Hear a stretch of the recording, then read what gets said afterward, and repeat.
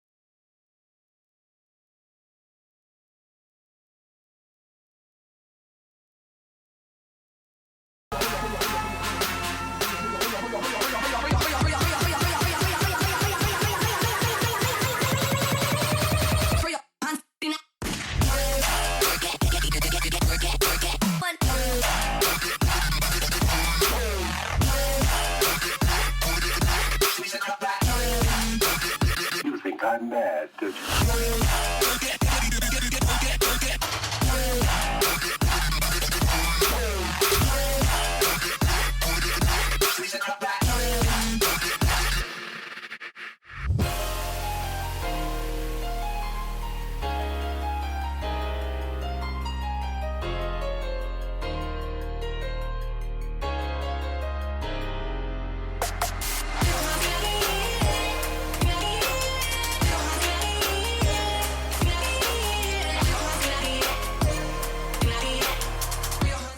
Welcome everybody, 6:30 p.m. IST. It's an important time because that's the time when you go on to YouTube Gaming and the channel there is ESL India Premiership, because we come to you every day except Tuesdays without fail with the best of matches happening during the fall season of the ESL India Premiership 2017, brought to you by Omen by HP HyperX and Zawi by BenQ, and of course organized by lovely people at Northern Gaming. I'm your host Wagish Gotslebhan, and moving on with the thicker things here, we have 3 games lined up. We have the best of 5 Clash Royale, we have Counter-Strike Global Offensive and Dota 2. So let's quickly take a look at the 2 players who are going to have a face-off in the best of 5 Clash Royale first. Now we're going to be having Haseeb Nazar and Deepak Mehta, who are going to have a face-off. So starting with my man Haseeb, who's from Bombay, been playing the game since it was available. Now he stood first in the April session of Clash Royale Master League, but deteriorated in his form post that. He almost got relegated, but secured his position in the Masters League by hook or by crook there. Now, he attended the summer season finale, but he could not make it past the first round, whereas his opposition here, Deepak Mehta, is a college student based out of Chennai. He's been playing the game since it launched, and he took a brief break in between and got a mixed performance in the summer season of the Premiership, but got relegated to the summer season Clash Royale Challenger League towards the end of the May session.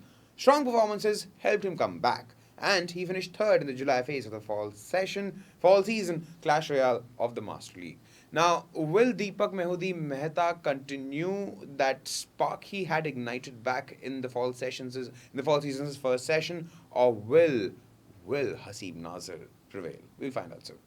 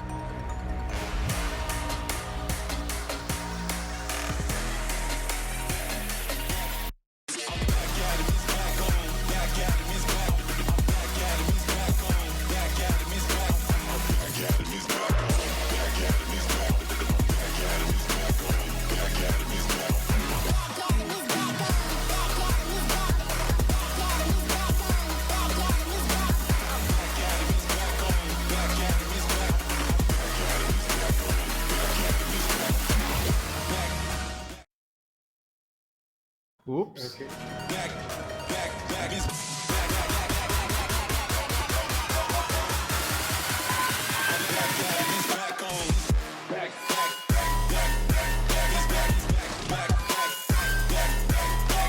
Got the workaholic work, and I'm also called the hype generator simulator volume 3.1. The volume moderator. While the production teams messes up in a very light manner, nothing much we could see unless we pause and go back. We are here. Well, the most they'll say is the name of the place. Yes. So it's okay. Mehu versus Haseeb. Haseeb standings. How is Haseeb doing this season? Not as well as he would have. He was doing last season. He was in the middle bunch. I'm just happy to see the bowler on the field. Actually, it's been a long time. Did they do something to the poor guy?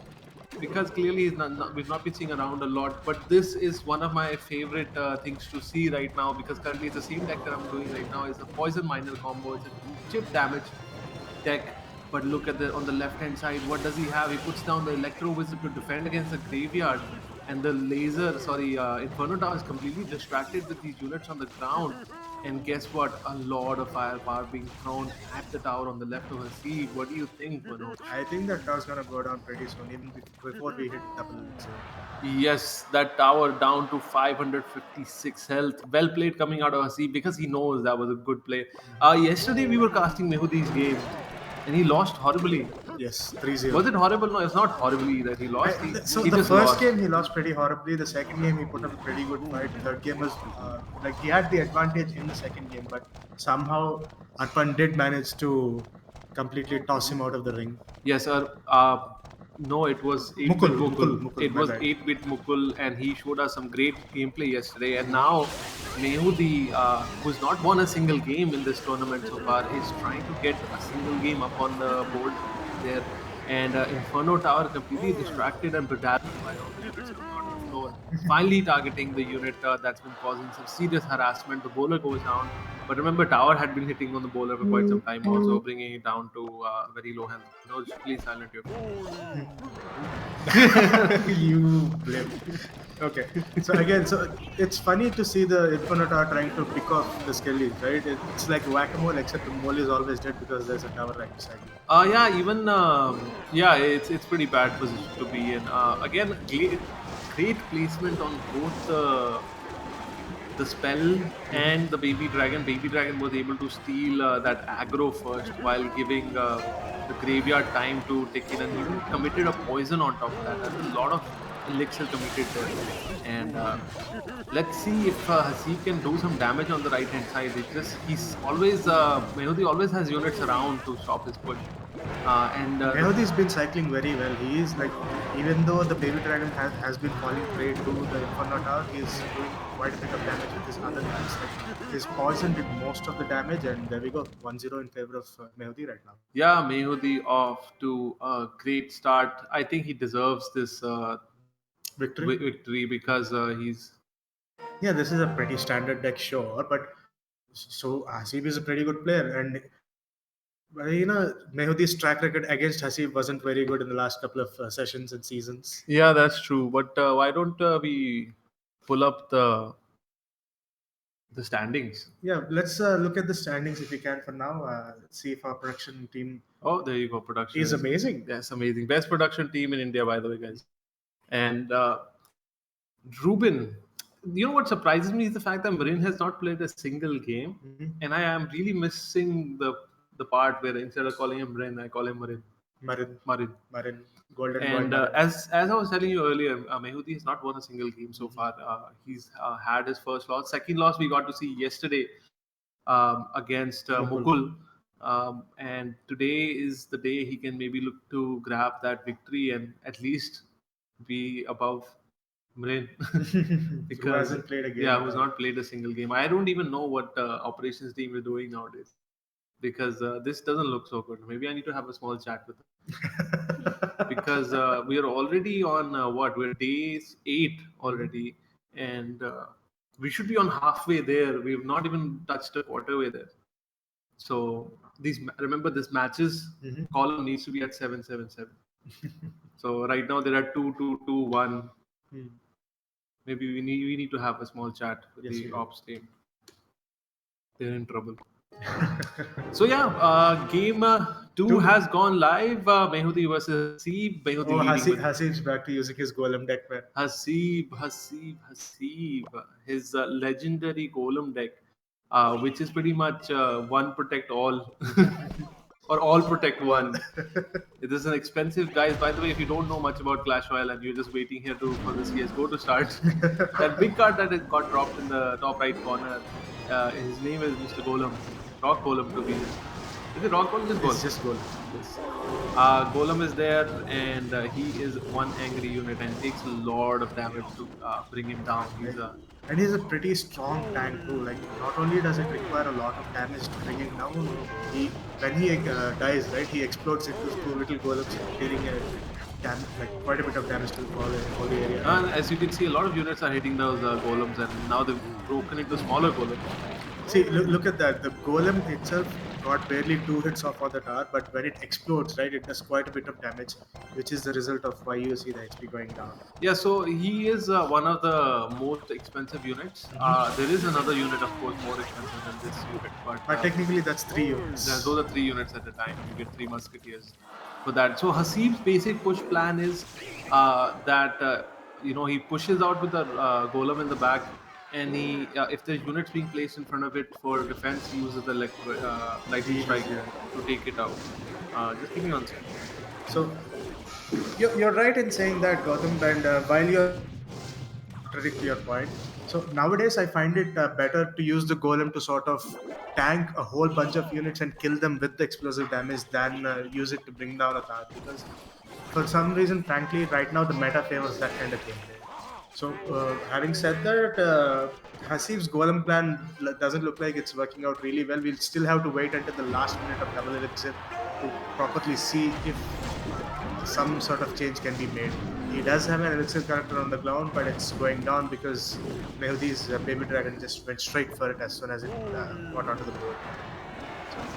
So last not even a minute, last 45 seconds of double elixir left, and we see Haseeb coming down with the golem push. We are going to have to wait and see how Mehudi deals with it. We do see that lightning coming out from Haseeb does quite a bit of damage, but yeah. Tornado coming out, pushing all the units together. Will Haseeb manage to push through this defense and take a tower and hopefully push it into overtime? Doesn't look like that is happening. 15 seconds left. Yes, so count with me, guys. And here comes Michael Custom back. 8, 7, 6. So I guess I missed the whole. So Golem did not really work out. Yeah, Golem didn't really work. So he did manage to do quite a couple of good pushes, but thanks to the tornado, thanks to the log, thanks to the baby dragon coming out from Mehudi, he's been able to repel his forces. Yes, Mehudi doing great holds there. And remember, this is Haseeb's staple deck, but has been nerfed a little bit. So, but if you were part of the Premiership when we started, Haseeb actually destroyed everyone. Each and every single person with the same deck, So all routes. Like he didn't even change a single card. And that's why Haseeb is so famous around these parts of the world, this Clash Royale, town of Clash Royale. And but yeah, since he literally beat everyone at one point, I guess everyone literally got together and be like, "Bro, let's counter this." And even Clash Royale themselves released a card just to counter this deck, and that was the Night Witch. The fall of Haseeb. Yes. But now Deepak showing us does not need Night Witch to hold off those golem attacks. So quite interesting match. We would like to thank our sponsors, Omen by HP, Zaoi by BenQ, HyperX, the good folks at Nordin Gaming. That's us. That's us, yes. And let's get into game 3 of this best of 5. We have 3 more games remaining. Let's hope Haseeb puts a point on the board so we can get the game. And game 3 is live, and Haseeb has made another change. Mehudi sticking to the same. Haseeb's like bringing out new decks one by one. I really like this. I'm like sort of sad that his strategies are not working out and he's losing these games, but it's refreshing to see some different decks, right? Yes, and Expo comes out. Expo, if you guys don't know, is a long range tower which does a lot of damage. Look at that, it's going to target the tower and you can see the HP start melting. However, it does damage over time, like slowly. But look at the tower. It's dying. It's now it's going through its midlife crisis. Yeah, and now the graveyard is going to come out most probably to clear that part out. Graveyard comes out on the right. Executioner completely distracted by the unit. It should not be hitting. He has to actually put the Ice Wizard in the back to defend against the army of the dead. And somehow he retargets because they kept pushing him back, and then he's like, forget it. I'll fight these guys. Like you. Yeah, I'll just kill the other guys. So, Mehudi getting a lot of tower damage down, even though Haseeb did something similar. But Mehudi, look at the damage he done on the right. Now let's the turns on the left again.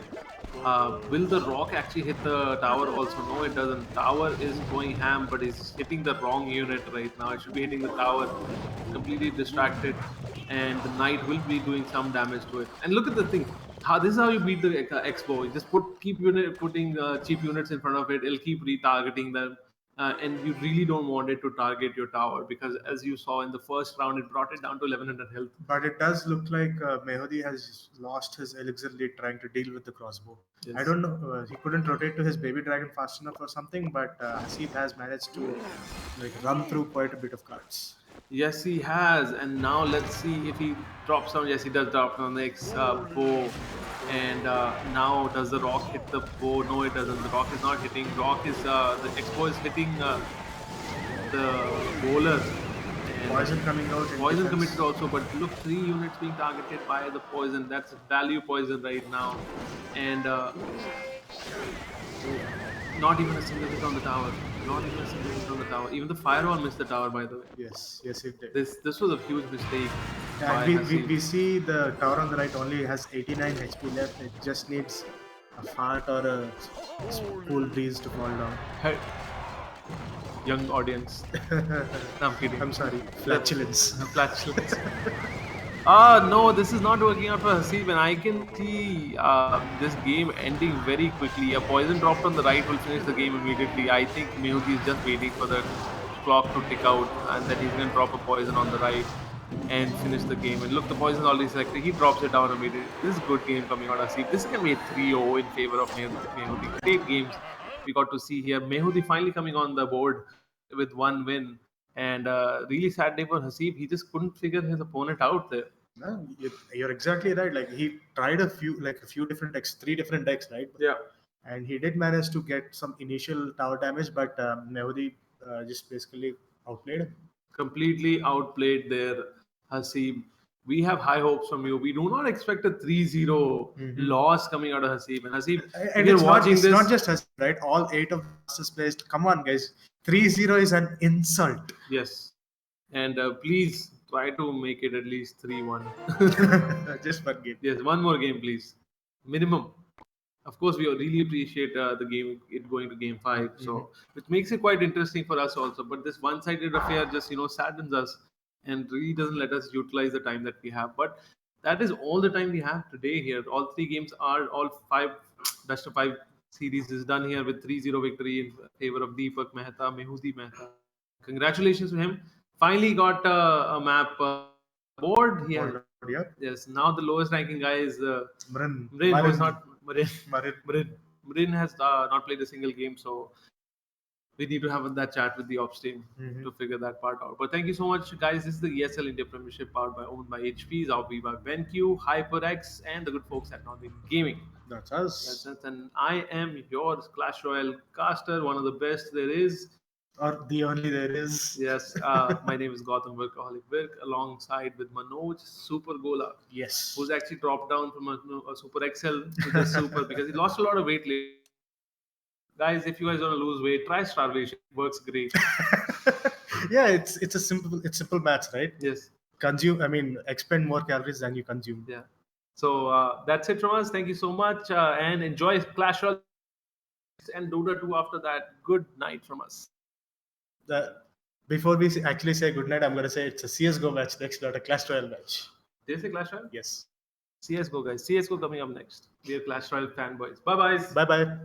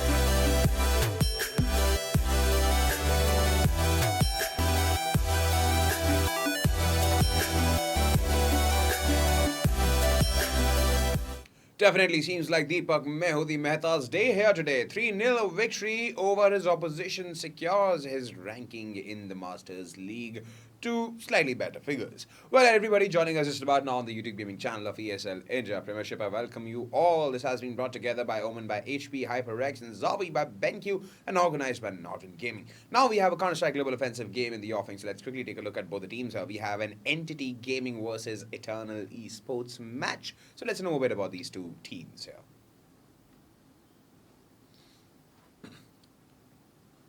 Starting with Eternal Esports, they're based out of Bombay, led by Bhavan Hellranger Kotwani, considered one of the best in-game leaders in the country. In fact, they were formerly known as Dead to Dream during the break of the summer season, and they had a mixed performance. In fact, they attended the summer season finale, where they exceeded everyone's expectations and finished third. Now in the July phase, they had a mediocre performance and were placed fourth. They won only 3 of the 7 games, ending up with 9 points in the July phase. Nasr Esports demolished Eternal Esports in the July phase with a devastating 6-4 scoreline. Will Hellranger and his team able to beat them today? Because Entity Gaming here, Entity Gaming, their opposition, their arch nemesis is who they are facing today. They are again based out of Bombay. They're one of the top CSGO teams in the country. They're made up of former players of Team Invictus, Team Invisible Wings, Brutality, and Semper X.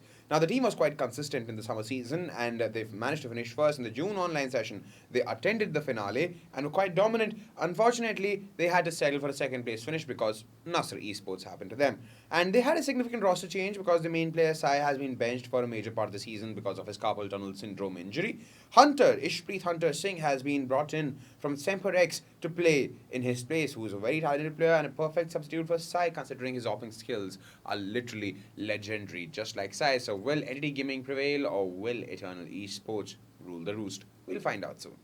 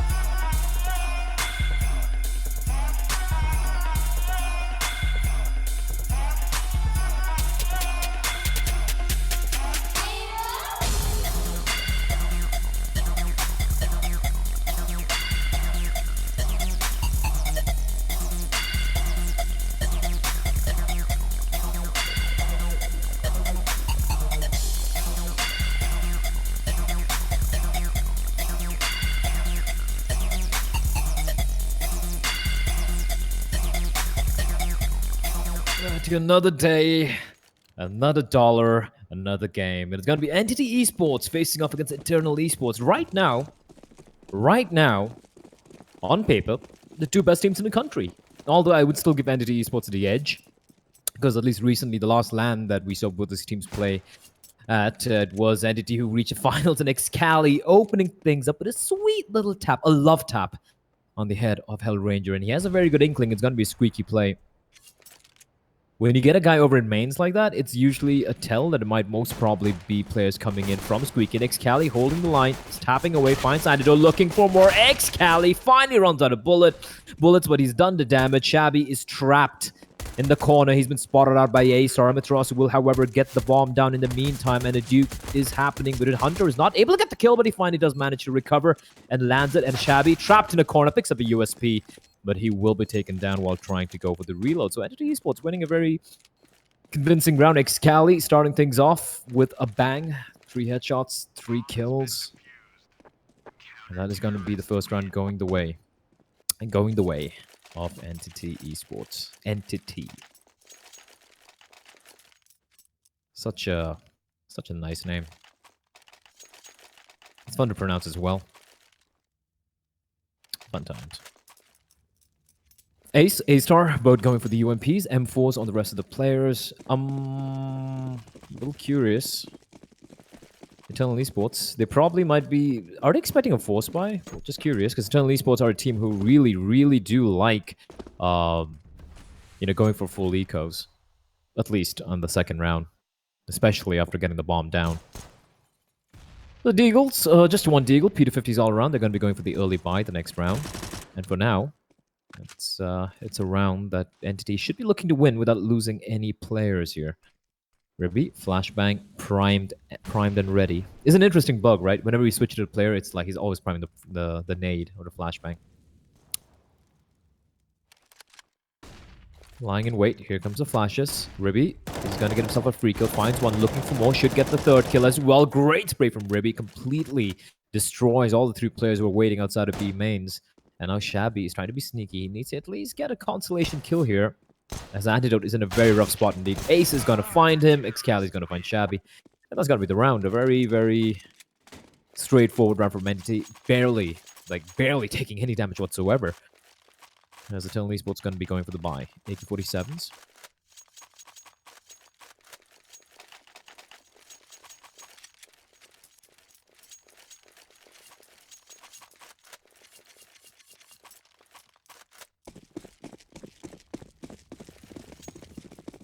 Let's see where they go here. Hellranger is going to be going for the aggressive peek there. Ribby trying to be cheeky. It barely does any damage to Hellranger. That's a very happy opening kill. Hellranger still going for the fight, spraying through the smoke, trying to get lucky. A-Star is playing with fire, but A-Star has only 1 gear in his car. That is the 5th gear, and he's going to take the fight. He's in a rough spot. There's no one nearby to trade him. The smoke's going to dissipate. He's still looking to take the fight. Spotted Hellranger. Hellranger's asking for the double peek, and now A-Star is going to get double peeked. And it's a B-bomb set completely compromised. Are they going to take advantage of that or not? And they're just going to slow things down. In the meantime, Ace is walking out. This is all about timing, and the timing is not going to go his way, but he still manages to recover. Picks up an AK as well. He can do much more damage. Pop flash to try and peek in, but Shabby will get the kill before the flashbang pops. Now it's a 4v2. Excali trying to be extremely smart there, but Antidote is ready and waiting. Takes him down, and Hunter is left alone in a 1v4. Nothing much you can do. They should be heading over to the A bomb site, and that's exactly what the call is going to be for Eternal Esports. And they're going to be getting the first round on board here. Entity, though. Money's going to be pretty bad here. But they did survive the previous round without losing any players. And $1,400 is enough for a buy. Hunter's going to try and save. So he'll have about $2,800. He can drop a FAMAS or maybe a UMP one of his teammates, or he can even buy it from utility. Excali will have $3,400. Ribby and Ace will have just shy of 5K. So they'll be able to buy up. A-Star should be able to go for a buy as well. Won't be that great though. But I would be pretty surprised if Entity didn't go for a force buy here.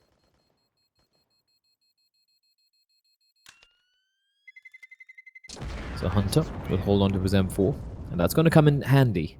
It's going to be 3 M4s, 2 UMPs, or maybe a FAMAS and a UMP. I think that's going to be the buy here. Or is Ribby going to go for a glass cannon? He does have the cash. Hunter's going to be dropping a FAMAS. There we go. And A-Star should buy... Alright, so Ace going for the AWP buy. This is surprising. I thought Ribby would probably go for it, but Ace... Glass cannon, that is very interesting indeed. Gonna go for the fight towards B. Flashbang's gonna pop, but he's gonna be able to avoid it. And Blackhawk not looking to take the fight quite yet.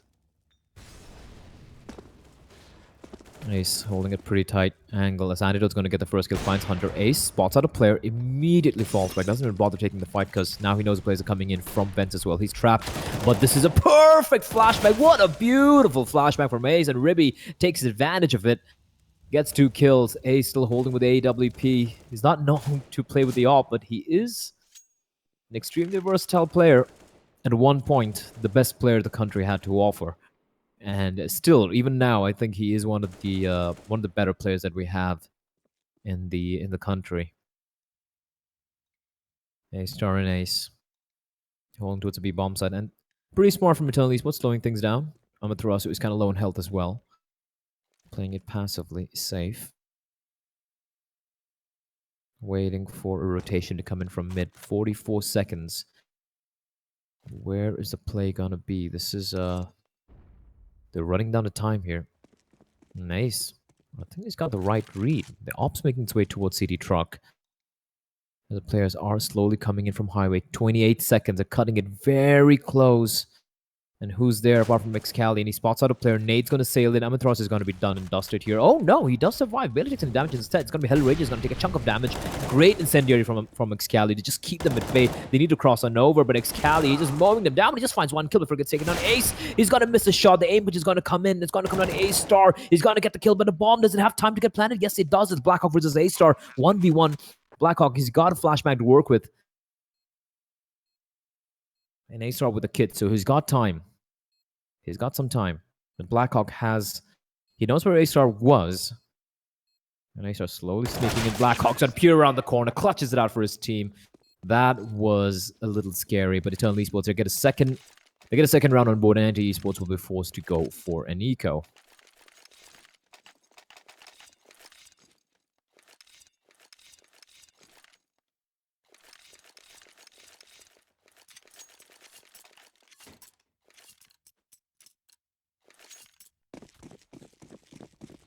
P250 for A-Star. It does an eagle for Excali. Ribby with a P250 as well. Barely nothing being invested into this round. Eternal Esports going to be going for a fast play. We have Amaterasu on the Mac 10. I'm a little surprised why he's not leading the charge. As Shabby is going to get the first kill. Excali is going to fall. Blackhawk just trying to go for some wall bangs. Amaterasu just tossing up the smoke to go for the play. And he spots out the first player. Molotov's going to come in towards the quads. Nothing towards NBK. There's still a player towards NBK. And he's going to throw out, finds Hunter. He's going to check NBK's a corner. He doesn't need a shot. He's going to get the kill. And they're just getting more life here. A-Star finds one. Still a guy in the smoke. I'm across the spots not mounted. He's going to come in, but doesn't get the kill. It really finds another frag. He's trapped inside, though. And all he can do right now is try and get at least one more kill. But Blackhawk will find him. And that is going to be the round. Just a couple of guns lost. I don't think Eternal Esports are going to be too worried about that. The map, and I think they lost another AK as well. So just the AK-47 loss as they will be going for the full AK buys. 5 AKs against Entity Esports M4s. Now this is a curious buy from Entity. Not a single player going for the UMP, which is, I'm going to say it again, it's a very viable weapon even now. Sure, Valve nerfed the long range damage. Should the damage fall off is much better now. Like you can't really, it's really hard to take long range duels with the gun, but it's still a very viable weapon in close and medium distance battles. And I mean, most maps in the game, there are spots where the UMP is a very viable gun. You know, and if you go for the UMP, you can easily afford a decent sum of utility. You know, more maybe an extra smoke, maybe extra incendiaries, maybe an extra kit or a nade or whatever, right? So I'm a little surprised that they haven't gone for this. And Hunter, he's getting a lot of information. The cross smoke, but doesn't matter. The A bombs are completely compromised, and Excali hasn't spotted out though. He's in a great spot here, but he hung around too long and Shabby. He's gonna check that corner. He gets a headshot in the base of the skull, and that is gonna be just A-Star and Ribby in a 2v4. This is not an easy retake, but A-Star, like we said, all he knows how to do is hold W. There is no surrender. There is no falling back. He's just pushing in. He's already pushed it so deep, and his teammate is far, far away. And A-Star, he knows how one player is, and they might not be expecting this. This is such a ballsy play, but Amaterasu, he will get the timing right, finds A-Star and Ribby. Well, there's nothing much you can do here. He will get the hell away from the fight. Try and hold on to this M4. As Eternal Esports, they're going to string 4 rounds together here. An Entity, 4th round loss bonus, but with this buy, they might have to just go for some pistols. Maybe a few pistols and armor, perhaps.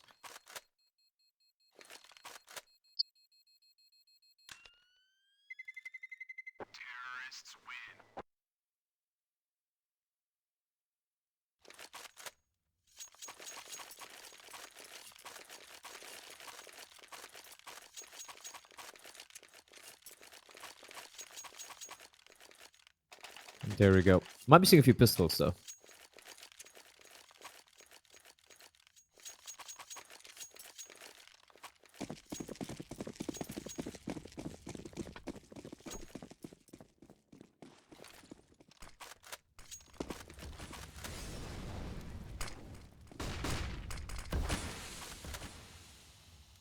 But Ribby with the M4, he would be looking to try and inflict a little bit of damage here.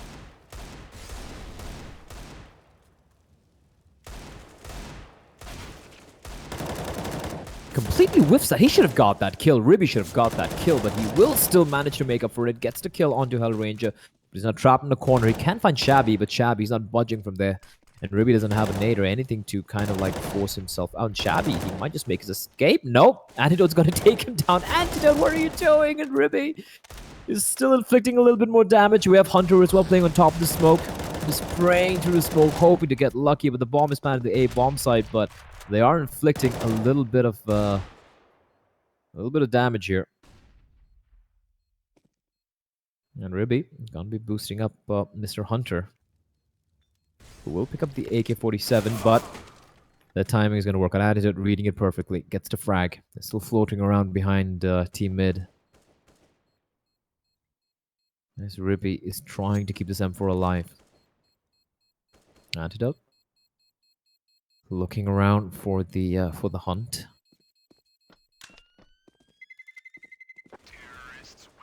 Matros is going to find Ace, and Ribby, oh no, he made noise, Andrew just hunting him down, and he will make his escape.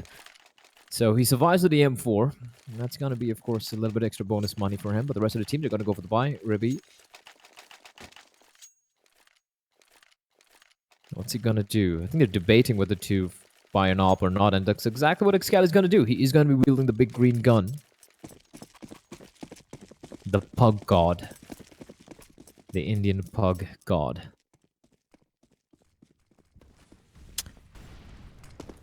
Eternal Esports, though, they are having a very heavy presence towards B mains.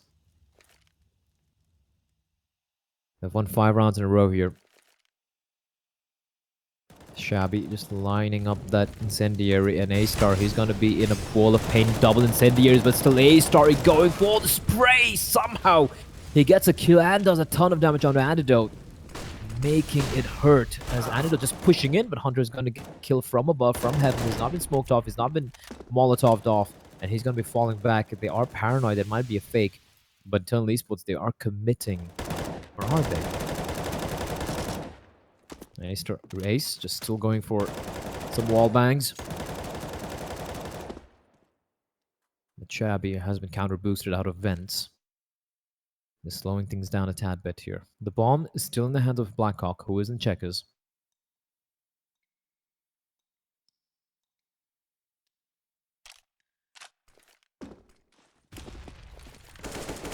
Shabby is going to peek out. Flashbang comes out. Blackhawk finds one. He won't be expecting the second guy there, but he's still going to win the duel. Ace does get a kill before it gets taken down. Now it's a 2v2, and it's going to be, Hunter just pushing out, going for the duel, and he's going to win it.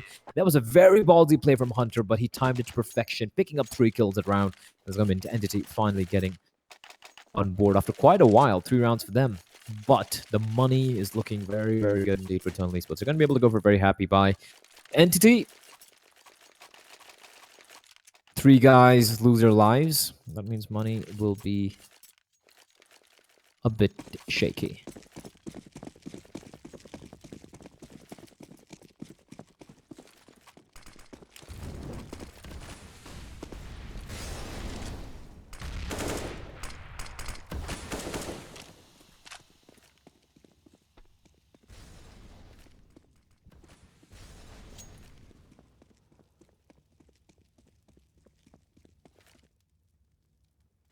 And now we see a heavy presence towards mid coming from Eternal Esports. And Ace, is he going to take the fight or is he going to fall back? He's going to fall back as A-Star, just doing A-Star things. He's pushing it out A mains, winning the duel. He's looking for more, gets another kill, but Shabby with a quick double kill, but it's still 2 more guts, and Shabby! He is not stopping. This guy is a madman, Excali.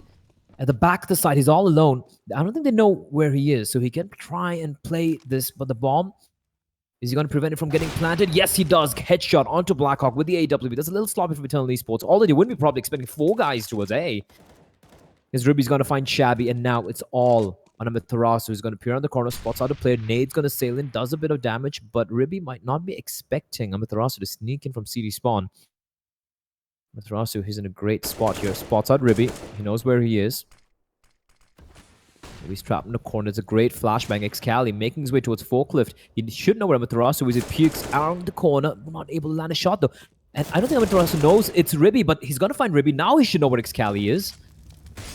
Spots him out. Goes for the spray. Wins it. And Amaterasu is going to clutch it out. Shabby with a huge triple kill. And Amaterasu to close out the round despite the sneaky beaky heroics of Mr. Excali. And with that, the money is to once again crushed. Once again crushed for Entity Esports. They will have to go for an eco. Internal. Once again back in the driving seat. Blackhawk with the MAC-10. He will be looking to farm that money. Try and get as much cash as he can. Amaterasu and Blackhawk both holding the line. Amaterasu is going to spot out the first guy. Shabby in the meantime, when getting the frag, is looking for more. Just tapping away, dancing with Ace. Gets the frag. And just an eco mop-up coming in from Eternal Esports. I don't see Entity pulling off anything crazy here. Just B250 Hunter and Ribby all alone. He's waiting for the inevitable push towards the B-bomb site. Just waiting for the incendiary to dissipate. And immediately gets taken out by Blackhawk. So that's pretty much a round done and dusted. Hunter. But the bomb is towards A. Okay. Hunter can still do a little bit of damage. At P250, no armor. It's not that easy. Shabby checking the corner and immediately destroys Hunter. Aim punch being the bane of his existence. 73 for Eternal Esports. Entity, another buy. But again, the buy is not that great. They just got reset, and that means... yeah, they just got reset a couple of rounds back. So, Mag 7, FAMAS, AWP, 2 FAMASs and M4, utility, 4 smokes, and 5 flashbangs. It's not much to work with. They got an incendiary and a nade as well in the mix, but that's about it. There's not much to work with. See, they got to go for some contact plays. They got to go for some aggression. They got to try and wrest some map control away from the hands of Eternal Esports. Entity Esports, Eternal Esports, all ease. It's Hunter trying to find something.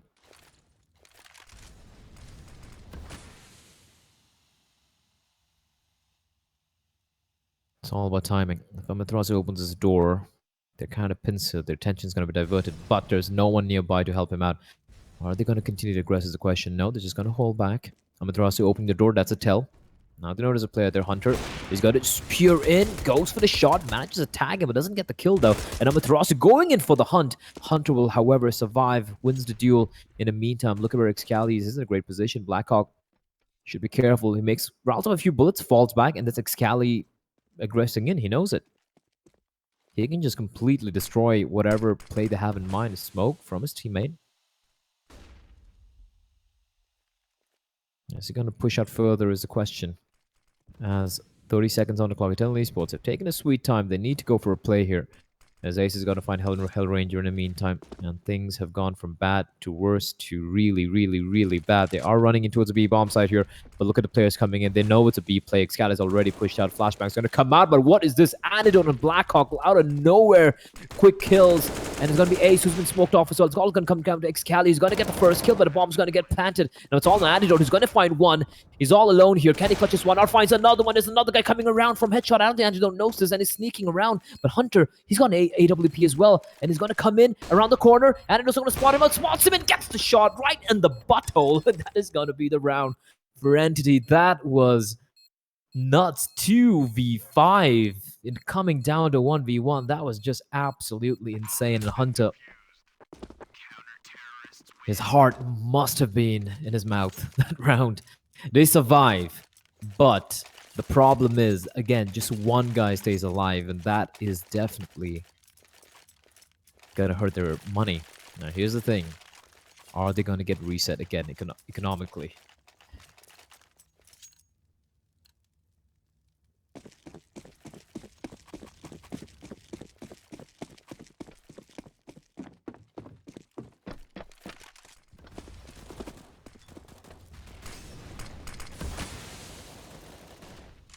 Aggression from A-Star, but he's gonna fall back. Maybe not. He's still gonna hold the line. It is A-Star we're speaking about. He's gonna actually, I don't know, he's using the flashbangs to fall back. Smarter play.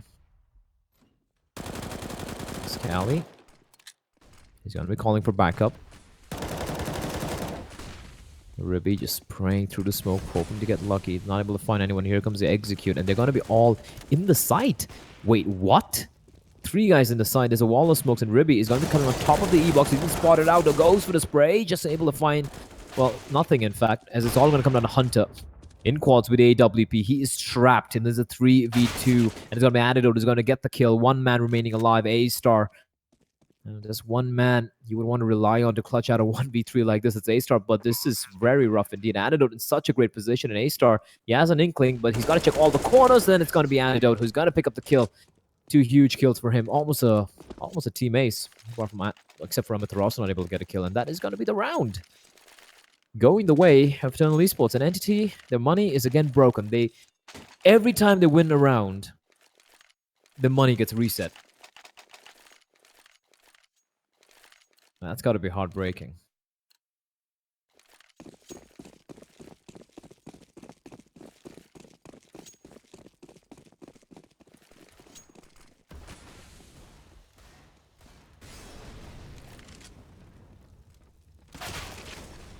Amaterasu opening things up. It is an eco round. Actually, no, they're going for a force buy, which is, yeah, makes sense. They're going to go for a double eco anyways. Amaterasu. That's pretty firing through the smoke. He's pushing in. A-Star rattling off a couple of bullets. Gonna be caught out by Amaterasu. Immediately falls back. Ace with a Desert Eagle finds one. Is he going to look for more? Yes, he is. But Amaterasu is going to punish him for the re-peak. And just like that, 2 players remaining alive. Ribby with the UMP. The ump, he can do some damage. Amaterasu is going to get instantly taken down. And Ribby is alone in the site, but he's been spotted out falling back. Shabby should be careful. Excali is a very potent force with that deal of his.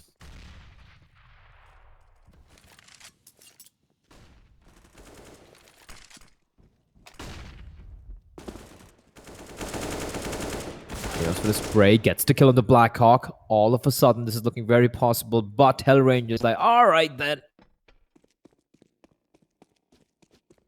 You're B. I'm at A. Bomb's gonna get planted. Good luck. Good luck trying to go for this retake, and he's so low. He is so low. Excali, he's just gonna go for this 1v1. He's got armor. He's got the AK-47. 8 HP. He just needs a 1 bullet to the head of Hellranger. Unfortunately, he doesn't have a kit. Now, that could be a problem. Now, if he smokes off Squeaky, which he should. Or he's going to smoke off the bomb. He's going to smoke off the C4. Oh, no. Oh, no. He's got to cross on over to Hellranger. He's not going to miss those shots. 9-4. As Entity will, well, penultimate round. Should be a Nico to at least go for the buy in the final round. But this T side, this half has been Eternal Esports all the way.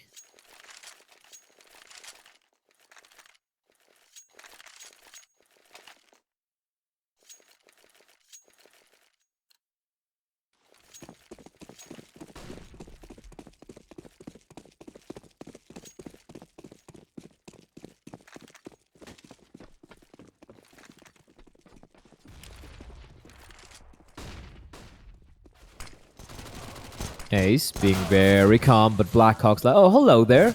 Nice to see you. Good night. The round is done.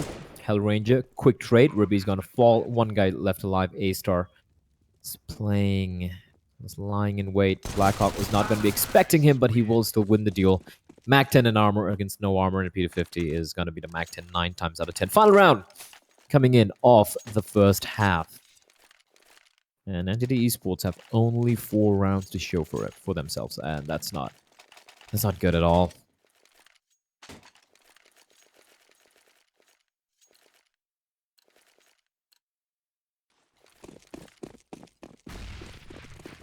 The buy is quite reflective of the state of affairs for Entity Esports at the moment. Ruby, all by his lonesome, just going for... Wait, what sort of a spray was that? Okay.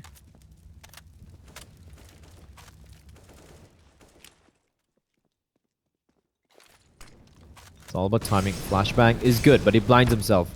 Ruby, oh no, the floor is lava. He somehow survives on 13 HP, but he's not going to survive much longer. Antidote comes charging in like a can opener. Just opening up the B-bomb side all by his lonesome, and now he's still going for the fight. He is still going for the fight. He finally gets taken down by Excali, but not before Excali takes a chunk of flesh taken out from him by the AK-47. And now this retake is going to be very rough indeed. A-Star does manage to get the kill on the Hellranger. Looking for more, finds Blackhawk. All of a sudden, now it's a 2v3. Amaterasu, however, replies by finding a Hunter. One man stays alive, and that is Shabby. Bomb is planted for him. Spots out A-Star, but he's down at 12 HP. Excali, is he going to just stick this? Just taps it. Shabby's going to pure up, but he rounds off a few bullets. 10 seconds. He doesn't have the time for this. He doesn't even have the kit, and it's going to be Shabby who's going to clutch it out. A few unnecessary frags being... a few unnecessary peaks, rather, being taken by Entity, which they really, to be very honest, shouldn't have. But in the end, Shabby bailing them out.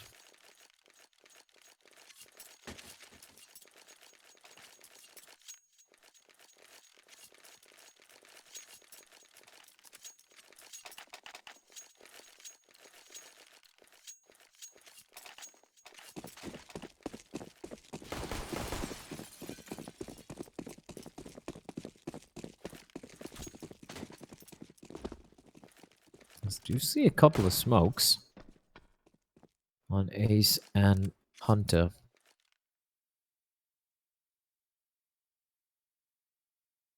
Hunter lining his up. Let me smoke towards the back of red. And it's gonna be play coming out, but it is gonna be retake play towards A. Blackhawk tapping through the smoke. Won't be able to find anyone. But this is crazy. The flanker might just get flanked. Amaterasu gets a kill though before it gets taken down. So now 4v4.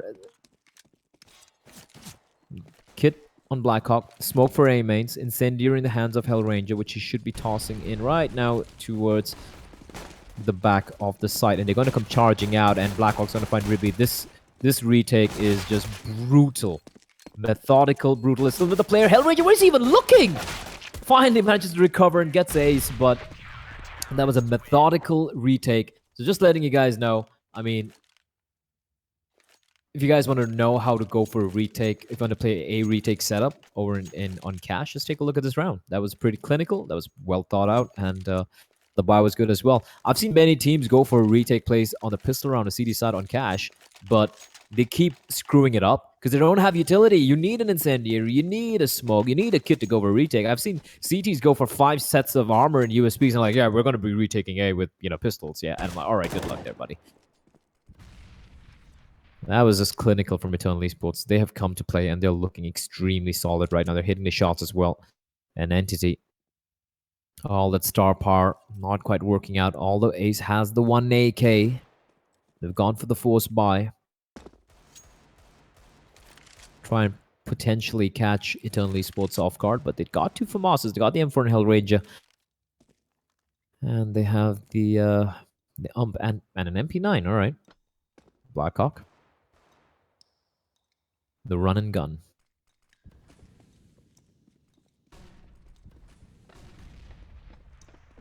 And once again, it is going to be an A-take. They are going to be going in for the retake play once more. And this time they got even better utility to work with. And Shabby,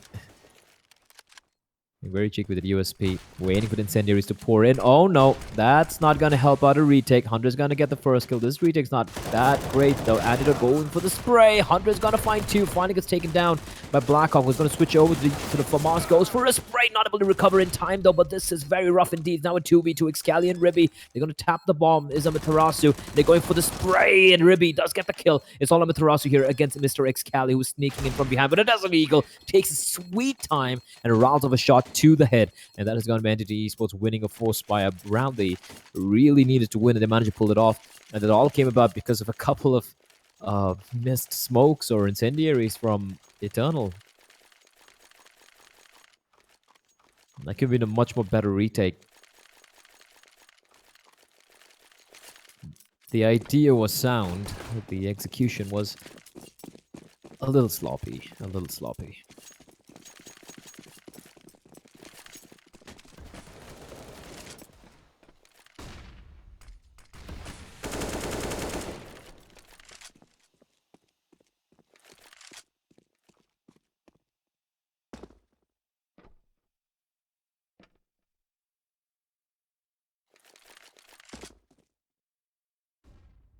That was a force buy from Eternal Esports. Entity just needs to survive this round and then start grinding out rounds. Because they're a team who are dangerous.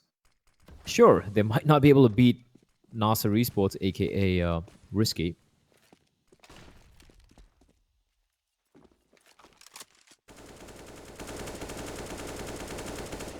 But they are a dangerous force indeed.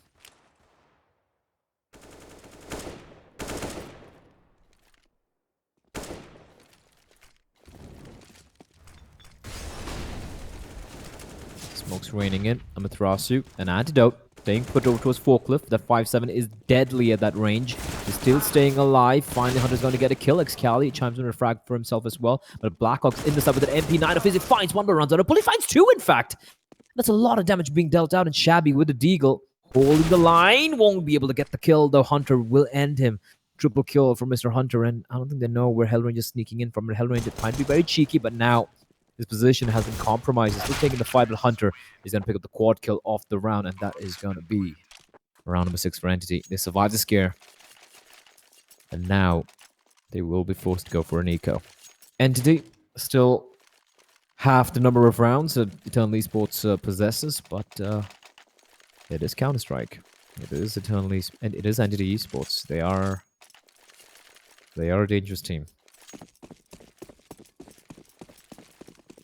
And even if you have a lead, it would be highly amiss if you would take them lightly. Shabby and Hellranger probably looking to aggress out. As they start jumping and gunning, Ribby's gonna get a kill. Finds another one as well. He's just getting mowed down. Shabby still stuck, but A-Star is gonna spot him out, but MP7 goes for the crowd spray, gets the final kill as well. Flawless round. Flawless round coming out for Entity as they get to 7 rounds here. Eternal Esports would get another buy. Blackhawk. Okay, I thought it was Blackhawk was the AWP, but it's gonna be Antidote who's gonna be wielding the big green gun. Everyone's been firing on all cylinders for for Eternal Esports today. Ace has been having kind of a quiet game, however. Maybe too many so strong next games late at night.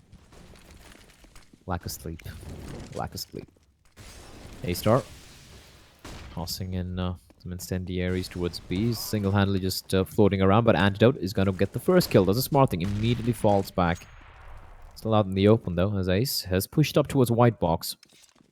But you can see the CD side defense immediately changing, evolving, just flowing in and out like a chimera, like an amoeba rather, not a chimera. Chimera. Pretty cool mythological animal.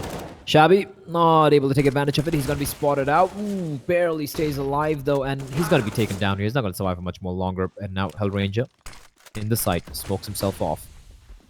This is Hellranger we're talking about. A sneaky snake in the grass, but he just finds one kill before he gets taken up. Blackhawk with the reply. He does a bit of damage as well into A-Star. And this retake is going to take place very quickly. Thrust is just trying to line up the nade. Nade is going to sail in and does a bit more damage onto Hunter, but he shouldn't be too worried about it. And now this retake is not going to be easy. Ribby's holding a tight angle. As Antidote, wait, what? What a shot from him, but Ribby and Hunter reply back real quickly. They still don't know what Antidote is. Antidote with the AWP, and oh, misses the no-scope, and Hunter is going to immediately get the kill. And even if he got the shot, the no-scope, I think Hunter would have got a trade immediately, and that is going to be round number 12 for Eternal. Sorry, for 8 for Entity, as they are slowly but surely stringing the rounds together, getting closer and closer.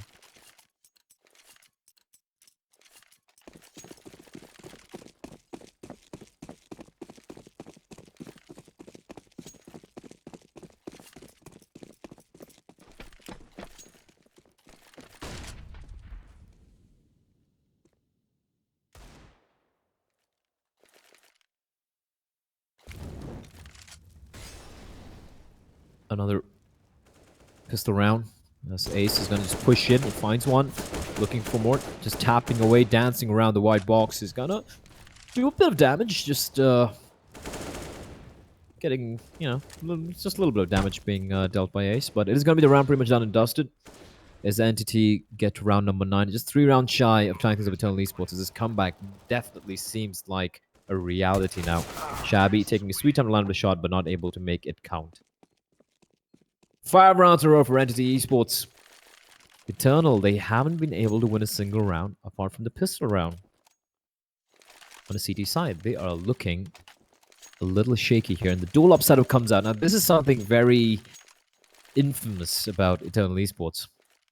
When the going gets tough, go for the dual op setup and pray to the gods, I guess. And this is one thing which jokes me as well. They don't go for playmaking with the AWPs or the dual up setup. They just go for static plays, and Shabby's been completely blinded, and they should know this. Hunter, I think he did spot a sliver of his shoulder. Flashback's gonna come out. Shabby, fast to react, and it's gonna be A-Star. He's gonna get the kill with AWP, and that's what I'm talking about.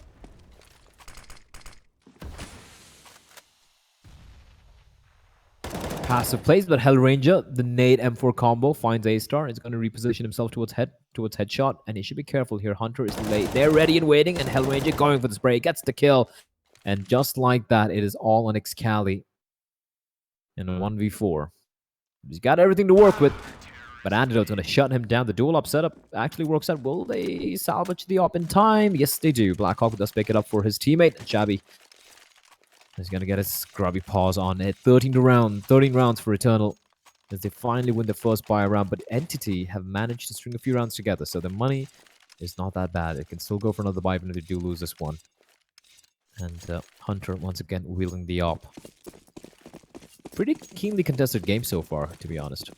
Although Eternal Esports' CD, both the team CD side have been very lackluster, in my honest opinion. It just feels very disjointed. Blackhawk's been spotted out, and he is completely out in the open. Hunter's going to take him down. I'm not so sure what he was doing. I'm not sure why he wanted to leave right there. I don't know why Antidote left him alone either. He's going to rotate in from Z. Double scope. Oh, he misses the shot, but he somehow stays alive. The flashbang. I think there was a team flash saving him. That was so lucky. That was so lucky for Antidote as Amaterasu is pushing in towards white box as the remaining players are making the way towards B, but A-Star is just taking the fights, is winning them as well. It's pushing, just barreling up, all alone. The scope sound, A-Star should have heard it. He's going to get taken down, but it is going to be action towards the B bomb side where there is a player waiting for them. It is Shabby. He is a beast with AWP, but he needs to be really beastly here. Finds another kill. He's staying alive. That is huge. Gets a third. Shabby is just going off here. One guy remains alive. Ace and Shabby. He's looking for the quad kill. Just holding a tight angle. He's been spotted by Ace. They're all very low, but so is Ace. And Shabby just going for the no-scope, and he spots out Ace. Peers around the corner. Holy Christ! A flick shot for the ages. He gets the quad kill, and what a hold from Shabby. That was phenomenal. Such a good hold. Single-handedly getting all the 4 kills in the B bomb site is not easy, especially when you're trapped in the site. That was just out of this world. And no bomb planted for Entity, and with that, the money is now depleted. This is probably the final goodbye they can have. If they lose this round, the money is going to be quite wrecked. Ace will have some cash, but the rest of them, they'll probably have just $2,400. It's not good. Not good money-wise. It's done Esports. They just need 2 more rounds to close it out. And Shabby I'm still recovering from that round. In the meantime, action taking place over at the A-bomb site. Antidote taking the fight. Didn't really need to. Gets taken down. And now Hunter is going to reply back. And all of a sudden, this is looking ugly. That was a pretty ugly hold from Eternal, to be honest. Very chaotic. No trades really going their way. Ribby in the smoke. Hellranger just spraying through the smoke. Oh, he almost plays it right. But Ribby at the edge of the smoke will get spotted out, and he will get taken down. Although he is very, very low indeed. And Hunter will finally take him down. Hunter with 3 huge kills.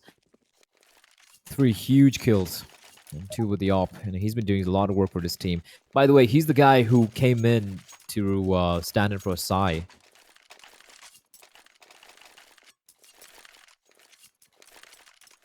He was a player who came to stand in for Psy, and he's actually been doing a lot of work. He's been consistently either top fragging or second or third at the very least for his team. So he's been doing a lot of work. So even if Psy comes back, I'd love to see Hunter remain behind this team. I think he's been really, really on point. Tag timeout, getting called by Eternal Esports to try and figure out how to close this one out. Should be a pistol buy.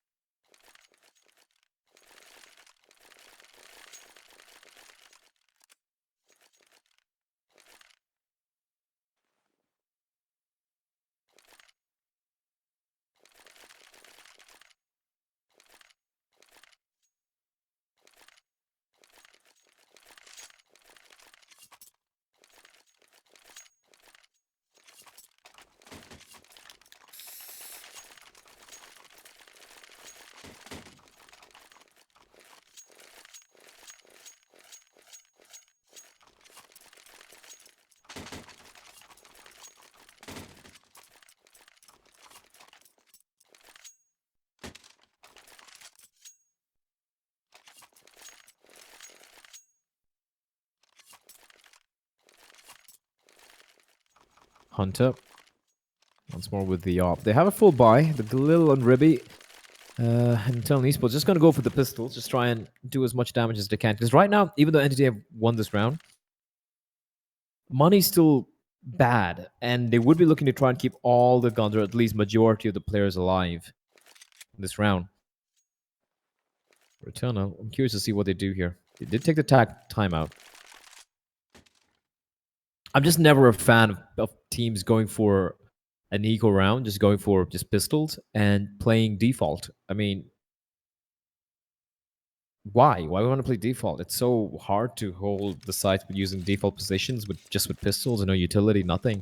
So rather they try and go for, you know, a different bit of a stack or something, a B stack or maybe an A push or maybe, you know, 5 nades at mid, something, you know, something different. Just try and catch the your opponents off guard. Instead, they're gonna go for the default play. 5-7 in the hands of Amaterasu.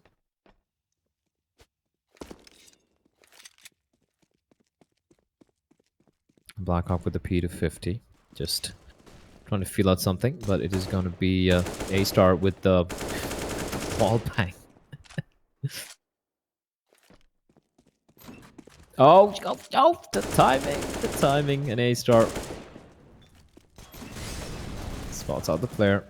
Peers around the corner, he's looking for more spots out. Another guy finds Hell Ranger, won't be expecting another player in the site, and it's going to be Blackhawk, who's going to get one kill, he's looking for more. The P250 is very dangerous at close range, Ruby's going to take him down from behind, and Shabby left in a 1v4 with a deagle. Whatever kills he gets right now is going to be very, very, very useful, but Hunter will immediately end him, and that is going to be another round. 14-11. Entity Esports are not quite done yet. It's Hunter, A-Star. Top fragging for the team.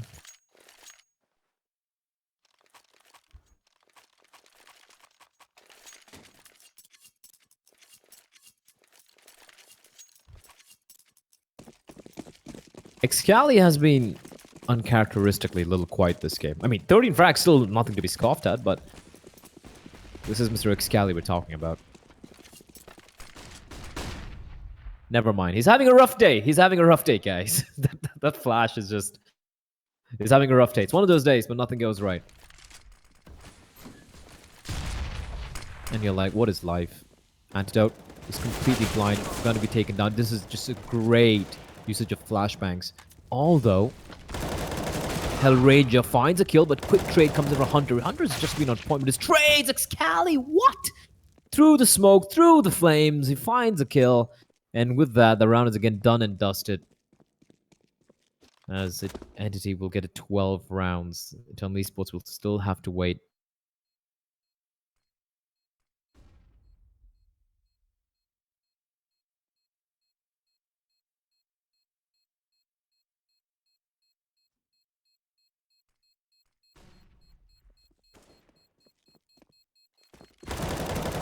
Shabby being very cheeky, finds a kill. Can't find Excali as well, but Excali's going to win that duel. And that's going to be another round going the way of Entity. They are somehow just slogging out this round, and they build up a decent sum of bank as well now. This late game. This is pretty much end game here. And Eternal Esports will have to go for a double eco. They've actually managed to break their money. And I'll tell you one thing. These guys are going to be really, really, really pissed off if they manage to lose this game after having come so close.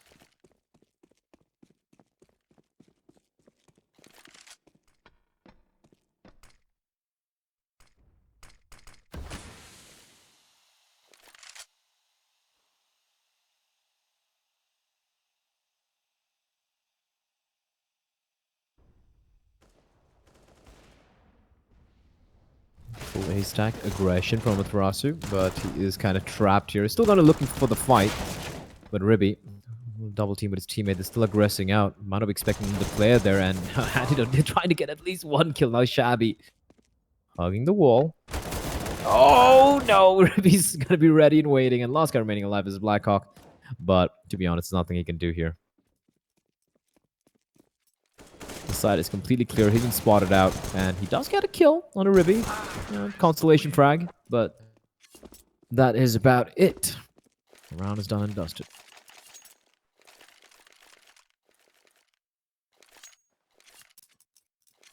(14-13). Eternal Esports, has this game managed to slip out of their fingers is the question. They have just... I mean, the CD side just looked atrocious. I mean, so was Entities, by the way, but Eternals... CD side, I'm a little surprised. They're just relying on sheer individual brilliance. Even the couple of rounds they've won have come off the back, like Shabby getting a 4K at the B bomb site. I mean, it's coming down to individual plays. As Shabby and Blackhawk trying to get control of mains, but they can get flanked here. It's all about timing. Blackhawk is looking his direction. In the meantime, there's a guy over in checkers who is trying to sell a fake. That is Ace. Are they going to fall for it is the question. He's making a lot of noise and they're just walking out. Oh, but Blackhawk completely whiffs it, but Shabby does reply back, but he's going to get pincered. Hunter's going to get the kill. Oh, lordy. The nade is gonna go askew. Oh no, Mythros. He could have got that kill with that nade. He could have got a free kill on the Acer with that nade, but he lines it up atrociously. And Hunter, he's not been missing any shots, by the way. He's been definitely on point, and they have a flank coming in as well. All the antidote is ready and waiting. Finds Ace, but he's completely left his teammate alone. What can Hellranger do? The captain. Oh, captain, my captain. They're running away. Oh, no. Hunter's still lurking around here. Hellranger's going to peer around the corner. No, doesn't get the spray right at Hunter. It's just unstoppable right now. They're going in for the hunt as well. Antidote. He's going to be playing in a little bit of unorthodox position so that he doesn't get hunted down. And he will survive. As we do have the second tac pause getting called.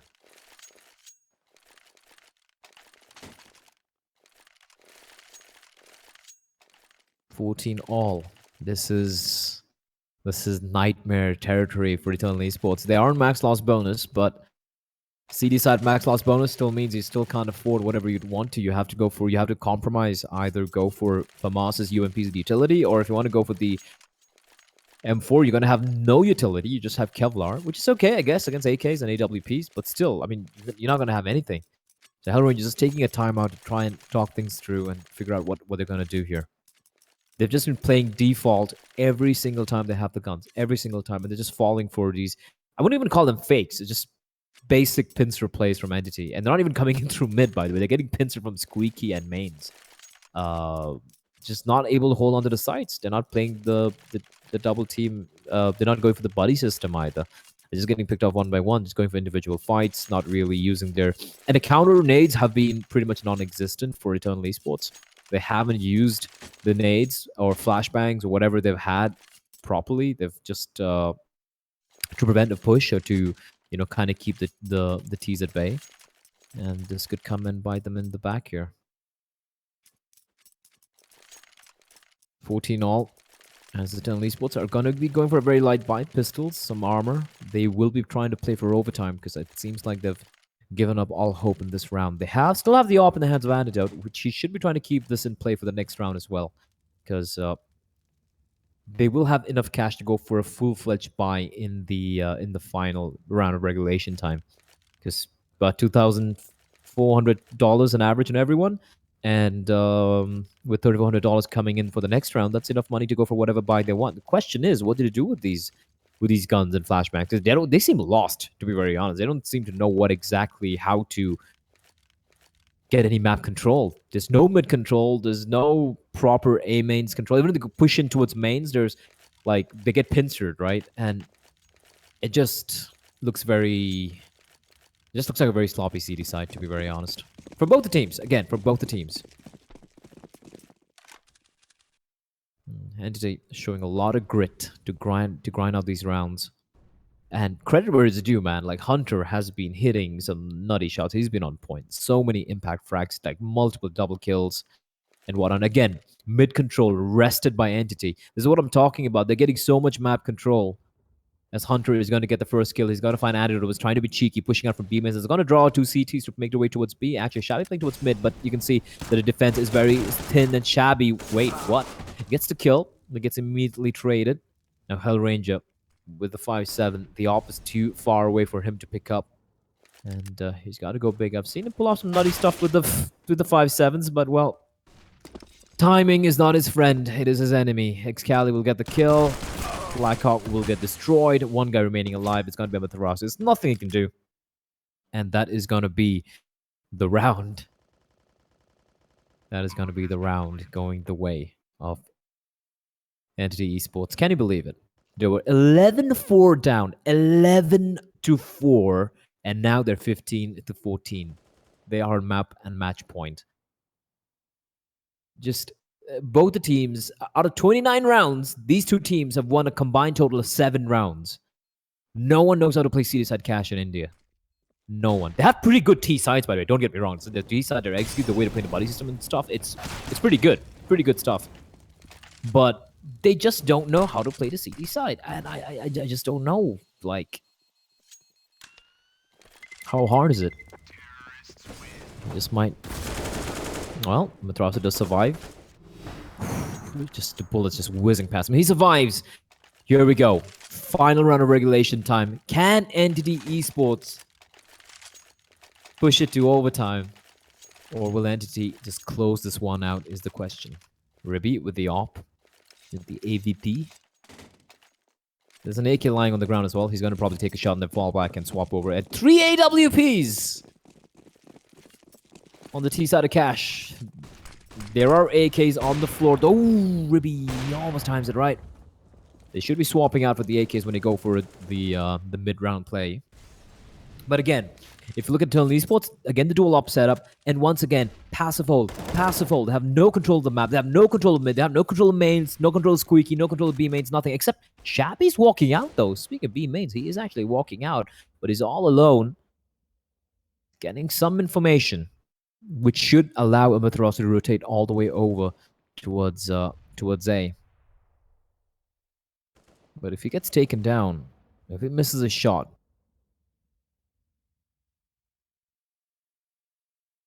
I'm a little surprised when they had 3 ops, there's no one marking towards B mains. That's a little shaky, if you ask me. And because of that, they're going to get punished. A-Star, the Danger Man, has been taken out of the equation. And that's map control rested by Entity now because that one play from Shabby. And also because of the fact that they didn't do anything about it. Why wasn't it op holding towards B mains? They had 3 AWPs. And now this is pretty much a tell. This is like pretty much announcing. This is pretty much telegraphing they're going to be going for an A play. Now they're making a lot of noise, falling back. Are they going to fall for this? I'm not really sure what Entity are doing here. Are they having some performance issues is the question. Now they're 4 guys. 4 guys.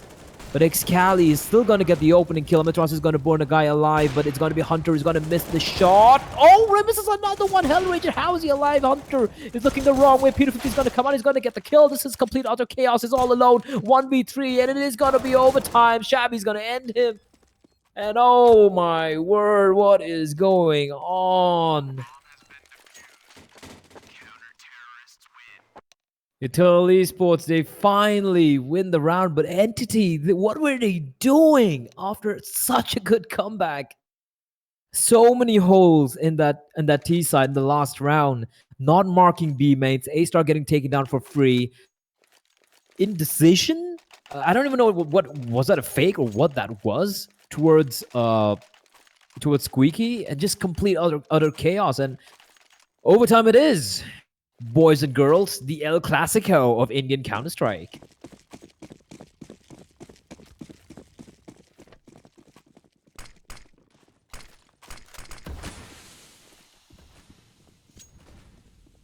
Tharasu. He's gonna fall back towards again. They're just not taking mid at all. They're not looking to contest mid, and this is so typical of Hellranger when he calls. He just doesn't bother taking mid in any map. In any map. Not in Mirage, not in Cash, not in Inferno. And it gets to a point where how much variations can you have on your CD side? How much variations can you have on your CD side when you have no mid control, right? As Hunter, he's been the man to watch here. Is he going to win the duel is the question. Oh, he does manage to attack Antidote. Antidote's going to peek out and Race is going to hunt him down. Why? There's one complaint I have about Antidote is his over-peeking. There's a nice flash from Hellranger. That's a great flash, in fact, but he will not be able to take advantage of it. Now he's trapped in the corner. Double peek's going to come out. He's got to win this duel, though. He's going to not win anything. Excalibur will take it down simultaneously. Ace and A-Star, they're all 4. Blackhawk down as A-Star gets the frag and Shabby left alone in a 1v4. CD side overtime. If you lose 2 rounds in a row without saving any guns, your money is going to be destroyed for the 3rd round in overtime. So it's going to be hard. It's Shabby, though. He's hitting some shots. He's actually been really on point with the AWP. He's trying to look for some sound cues here. But he's going to be hunted is the question. He's pincered. He's got no escape route. They know he's somewhere in the B bomb site. And he is going to burn alive. Fresh Kebab. Excali will make himself cannibalistic dinner over in checkers. And that is going to be another round going the way of Entity.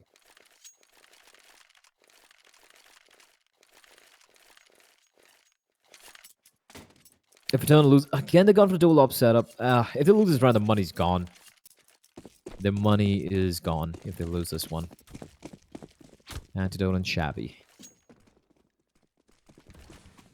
This is very, very, very, very, very hard. Indeed. Antidote, however, is going to open things up. And finally, we see some aggression. We actually see some aggression coming out. As Hellranger is going to get the kill over in mains. He's going to win some duels, falls back. And this boost, are they going to go for it? They're going to go for it very late. This could actually catch him off guard. It's not anyone marking it. And Ribby might just get taken out from behind. Shabby's going to get the kill on the guy who's looking towards checkers. Ribby, crosshair trained. Excali is using up his utility, but he is in a very rough spot indeed. I don't see any world where they're going to get this kill in Hellranger. What a beautiful flashbang. Ribby's going to get taken down, and that is going to be the round. Excali is going to get punched in the face by Blackhawk. Eternal Esports, they needed the round. They managed to convert it, and they will keep all the guns alive as well. That's big. If they lost a round, it would have been pretty much GG. It would have been 3 rounds in a row for Entity Esports. But for Entity, they won the first round convincingly, so they have a lot of money to work with as well. Hunter.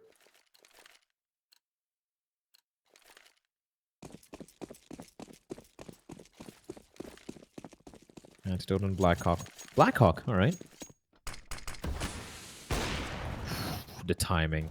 Hellranger, in the meantime, gets to kill. Aggression towards B-mains. Where was this team in regulation time? Where was Eternal Esports in regulation time? All this while, they've been playing like... What's the word? There's a very genteel word for that. Pussies. Yes, that's the word. They've been playing like pussies all this while, and suddenly, out of nowhere, it's like 5 Rambos on steroids. Where was this Eternal Esports all this while? It took them 15 rounds to understand that, hey, maybe you need to aggress out. And finally, they're taking control of the map. They're dictating the terms of the action.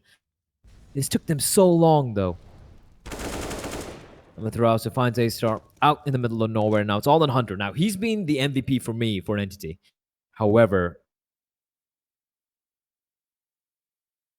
1v5, AWP, unlikely. There's no saving. It is a final round here. Off-trained. And Matherazzi from behind assassinates him with the AK-47. But good have being called a flawless round from Eternal Esports. 17-16. So they do have the 1 round lead as we go into the second half of overtime number 1.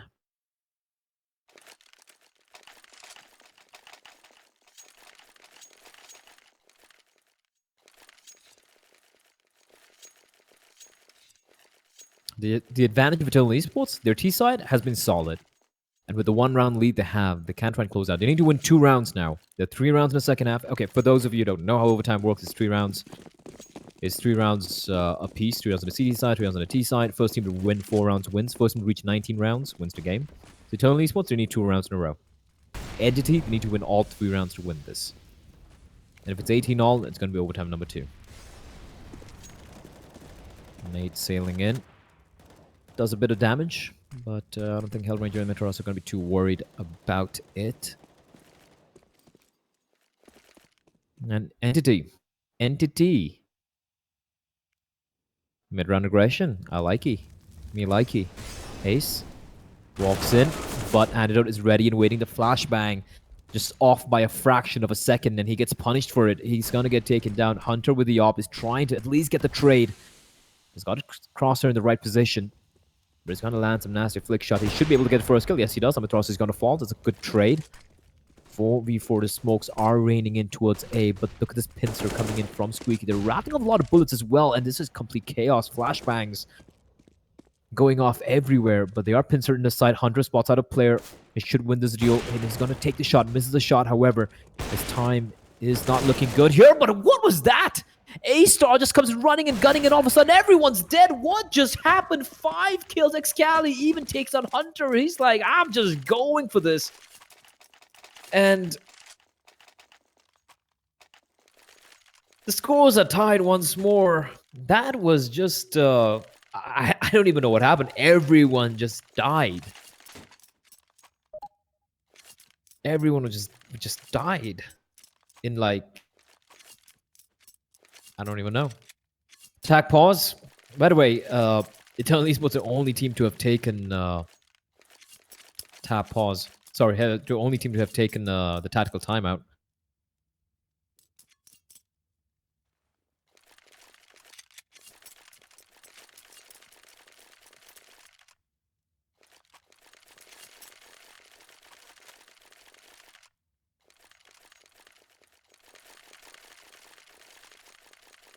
As we are waiting for them to resume the game.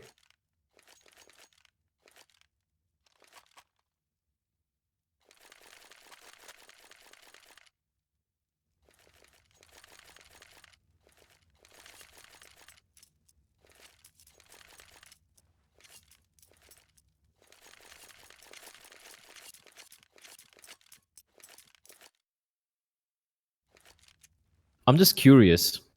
I'm just curious as to what Eternal are going to do here. It's a T side, right? So even if you don't have money, we can still force something.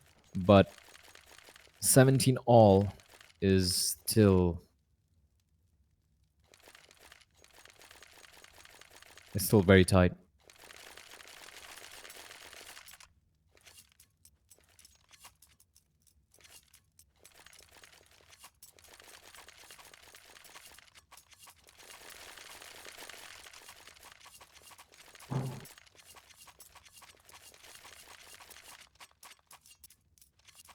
Look at the scoreboard, by the way. 31 kills for Hunter. 26 for A-Star. 21 apiece for Excal and Ribby. And on the other side, for Eternal Esports, 29 for Shabby. 29 for Shabby and 25 for Amaterasu. Shabby's really been on point, though, with the op. More than the rest of his team. But here we go. Game will resume. Eternal Esports with the attack timeout. Let's see what they have in store for us here. Antidote.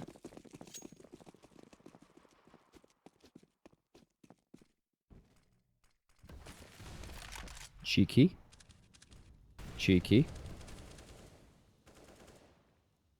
Holding an unexpected angle.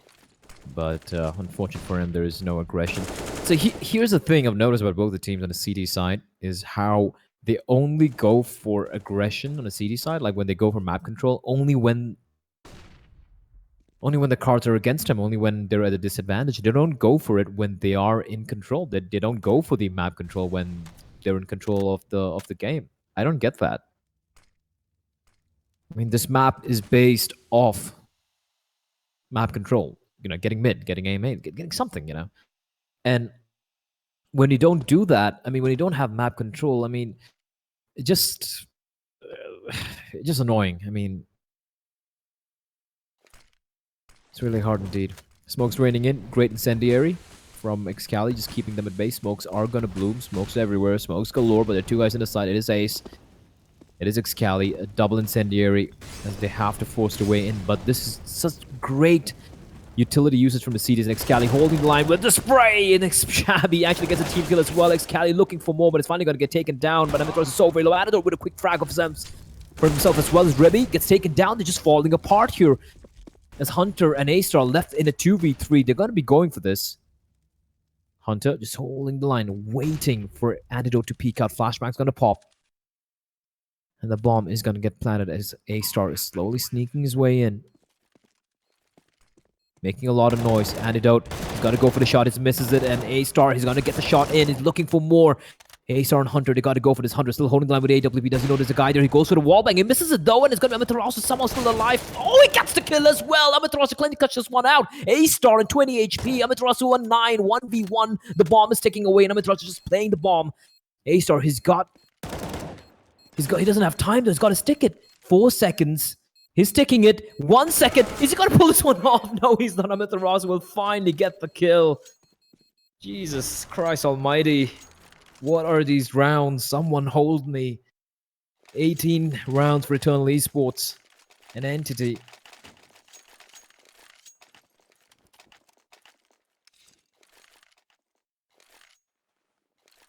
Now Eternal Esports, they get the map point. Luckily for Entity, they won the first round in the second half of overtime, so they have the money. But that's what happens when you don't have map control, right? You're forced to play from the site, and if your crossfires aren't on that good, you're in a in a rough spot. Like, you need to get some map control. You just can't rely on winning your duels in a site. There won't be time for retakes. And Shabby, it's all about timing. Hunter is very ballsy from him. He gets a shot in. Shabby down to 41 HP. And again, Hunter doing a lot of work. Oh, crap. I think, okay, my PC just died. My PC just died, guys. I am so sorry. I have no idea what's happening. My PC just died right now. What is going on? What is going on? Don't tell me. Don't tell me. Don't tell me. Don't tell me the game ended. God damn it. I apologize. Blue screen of death. Windows 10. Why, Microsoft? Why do you do this to me? I can't even see the game right now. My PC just freaking died. It just upped and died. I don't believe this. Alright. Obviously, I can't cast this one, but I hope you guys can see the action. Oh, alright. Overtime number 2. Alright. Okay. I apologize. My PC just BSOD'd on my ass right now, so that sucks.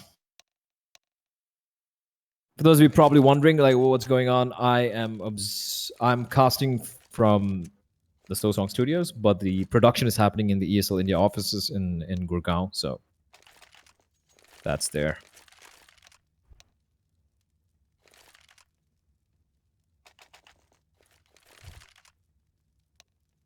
All right, overtime number 2. I do apologize. I think my PC is back up, so I should be able to jump straight back in.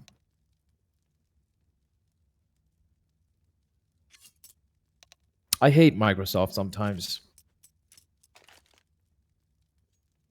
Can't believe I missed the last round, like, freaking hell. Like, what do you do when you see the blue screen of death? Like, what do you do when you get BSOD'd? Honestly, what can you do?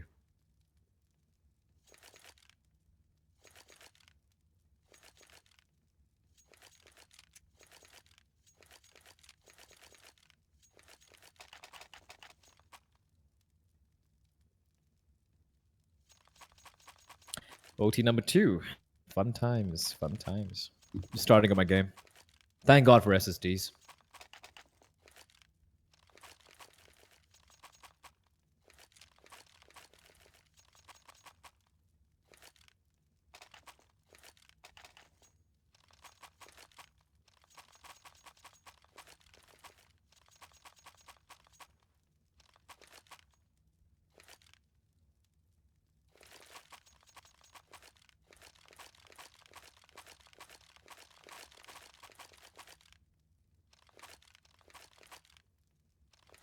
All right, joining back in.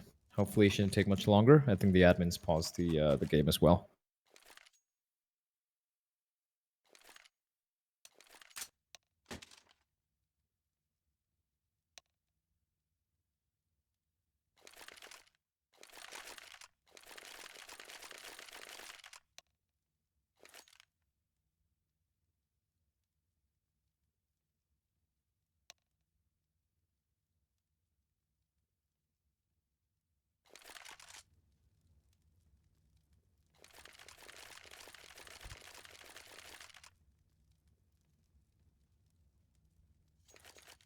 All right, guys, I think something's really bugged on my PC. Fun times. Fun times. It has to happen. Second overtime, and of course the PC has to die.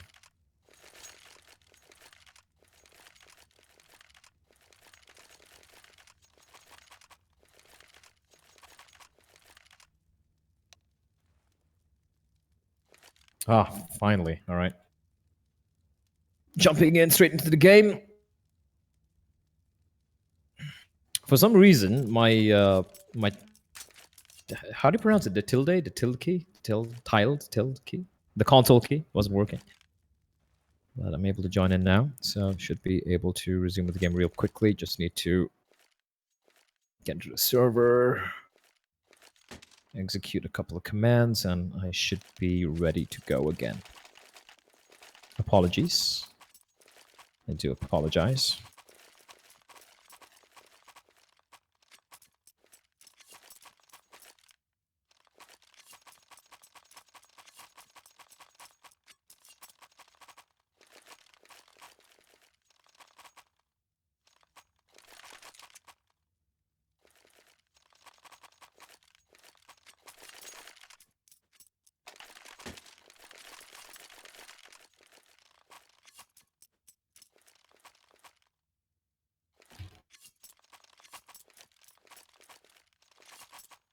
All right, ready to go. Ready to resume, ready to go with the game.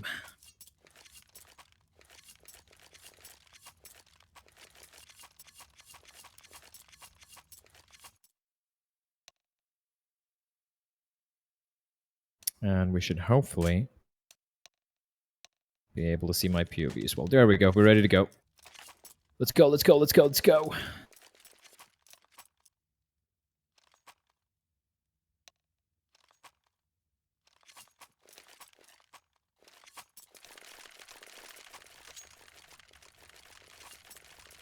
I don't understand computers that well. It's hard.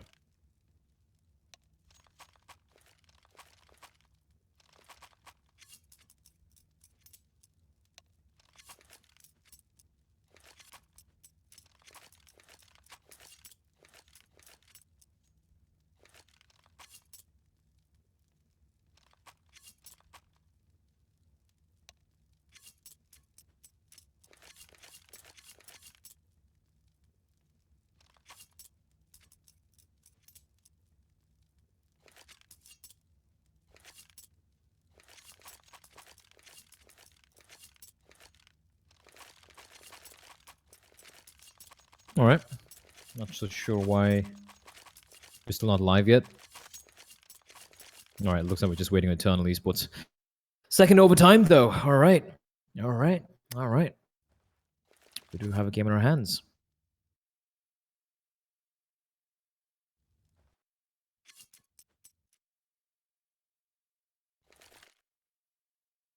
Did Eternal Esports time out now? Don't tell me. No one's moving.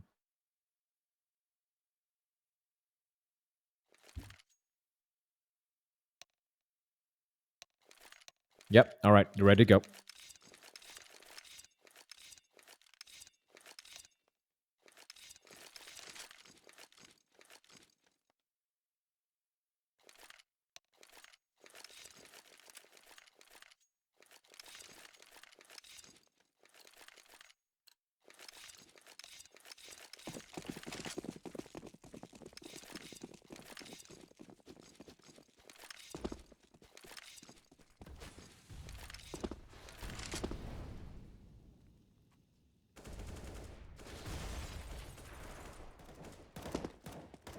Now, this is curious from Eternal Esports. They haven't gone for a single AWP buy, which is quite curious indeed. You don't see this one that often.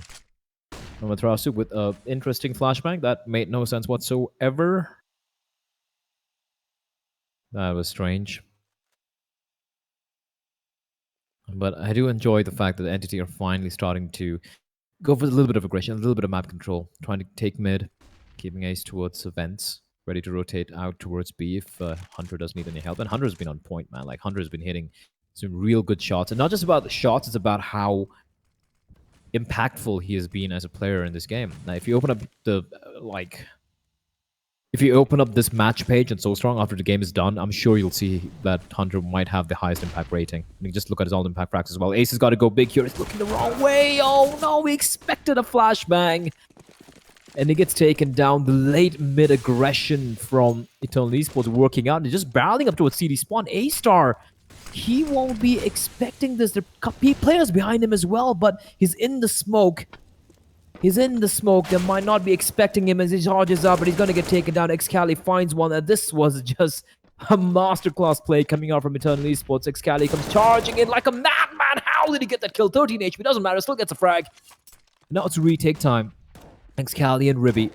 2v3. Bomb down. This is not going to be an easy retake. Nate's going to sail in. Does absolutely no damage to Hell Ranger. 2 players in the side. Shabby holding a really good angle as well. Antidote's going to find Ribby. Excali inside the pit. He's going to be taken down by Shabby. Gets the frag, and that is going to be round number 19 for Eternal Esports to get the first round of second overtime. And that was such a nice round from Eternal Esports.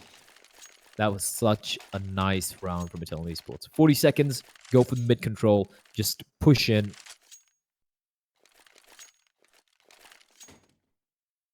Just pushes in through the smoke. Flanks in from CD spawn. That was very unorthodox, and like, credit where it's due. Hell Ranger digging into his bag of tricks late, very late into the game. Second overtime, and he brings that out of his bag.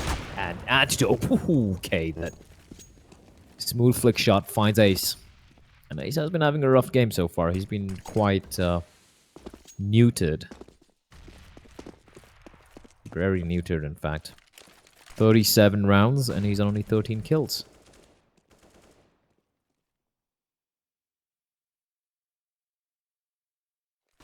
Antidote.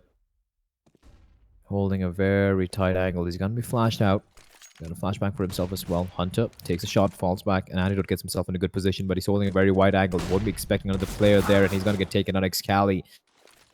The bait play by Hunter and Excali, and it works out. However, Excali narrowly avoiding a few shots through the wall by Blackhawk, but it's going to be the B play coming out as A-Star is alone.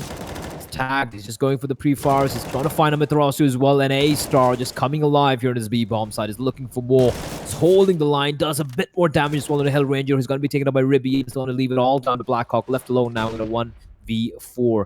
37 seconds on the clock. Bomb in no man's land. He's got 4 kills to find. And he's going to get taken up by Ribby. And that is going to be the round for entities to tie things up again. 19 all.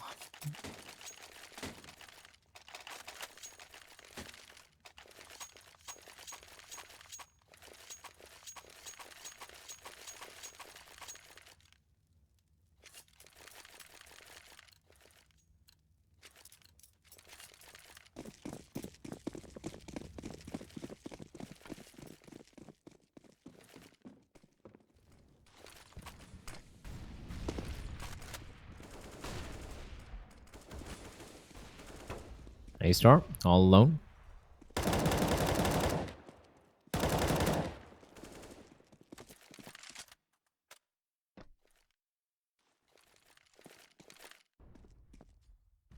I'm never a big fan of keeping just one guy at mid here. It's very risky. Now, sure, he might get a kill. He might even get 2 kills, but the risk factor is very high. If Ace gets taken down at mid, there's no one to trade, and mid control has been completely taken over by the T's. Now it's a 4v5 with mid control to the T side. That is huge. What a beautiful flashbang. Excali finds him with Tharasu, completely blinded, doing his best Helen Keller impression.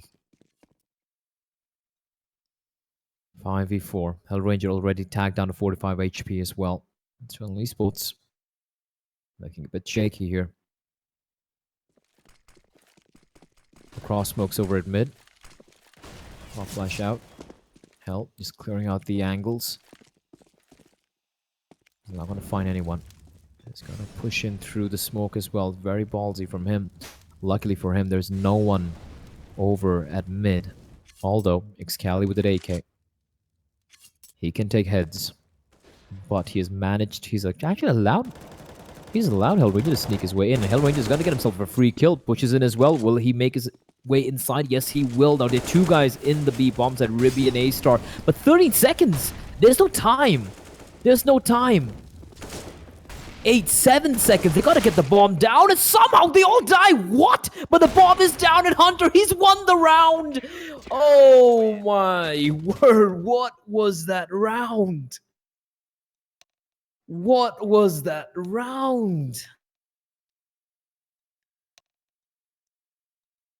Even if he didn't get the kill, there was no time remaining. There was no time remaining for Eternal. And with that entity, they go into the second half of overtime number 2 with the 1-round lead. Can they close it out now is the question.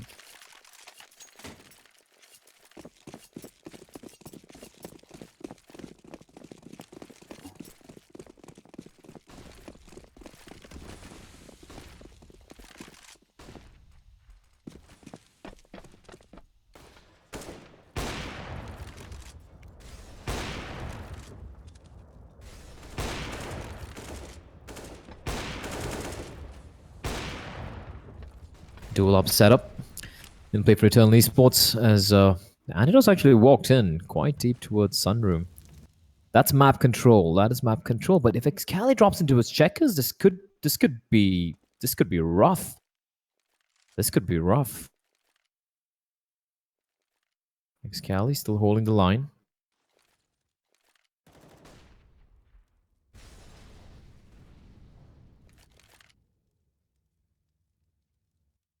This Hunter, he's on a mission. He's on a mission to find someone. But Amaterasu, holding a slightly off angle. It's all about timing. It's all about timing. Oh, wait, what? Hunter, what? He just spin-botted around and got a shot. What was that? Antidote does reply back. He's in the flames, though. He's got to get a frag. He's finally going to get pushed back by the flames as Excali finds Blackhawk. Now things are looking rough for Eternal Esports. Shabby rattling off shots through the smoke. Trying to find something, but this retake is not going to be easy. 2 ops on the retake. Never something which you would fancy.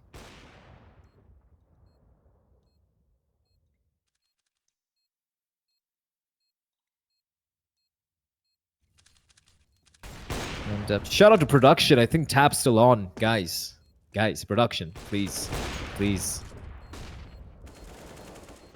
Production, what are you doing, production? Production.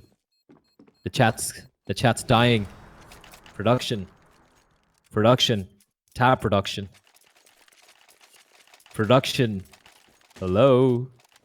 Production.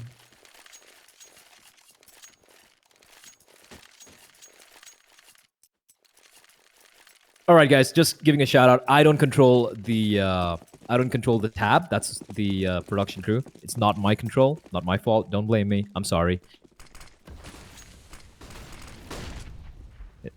I have no control of that. So I have informed the production crew as they start pushing in like a madman. He will not spot the second guy. Blackhawk's going to take him down.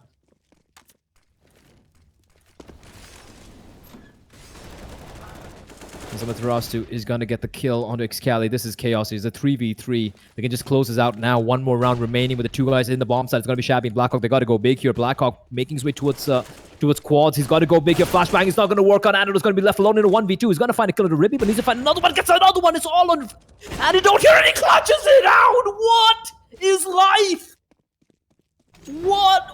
What is going on?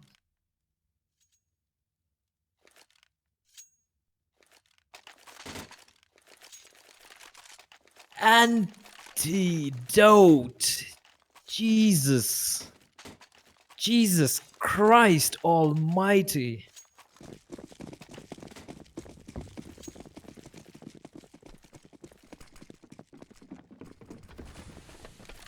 There was a moment to come alive. That was the moment.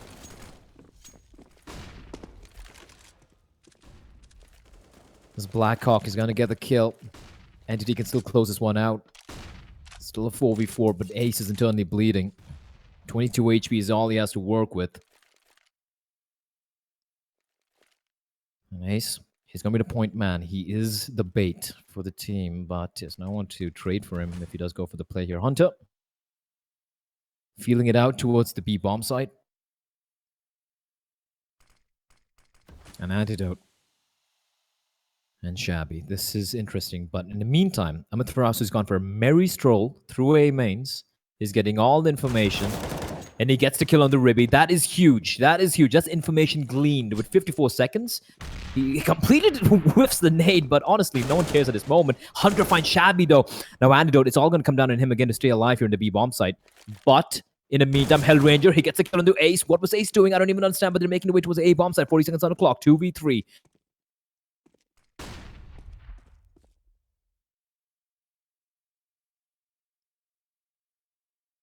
Can they close this one out?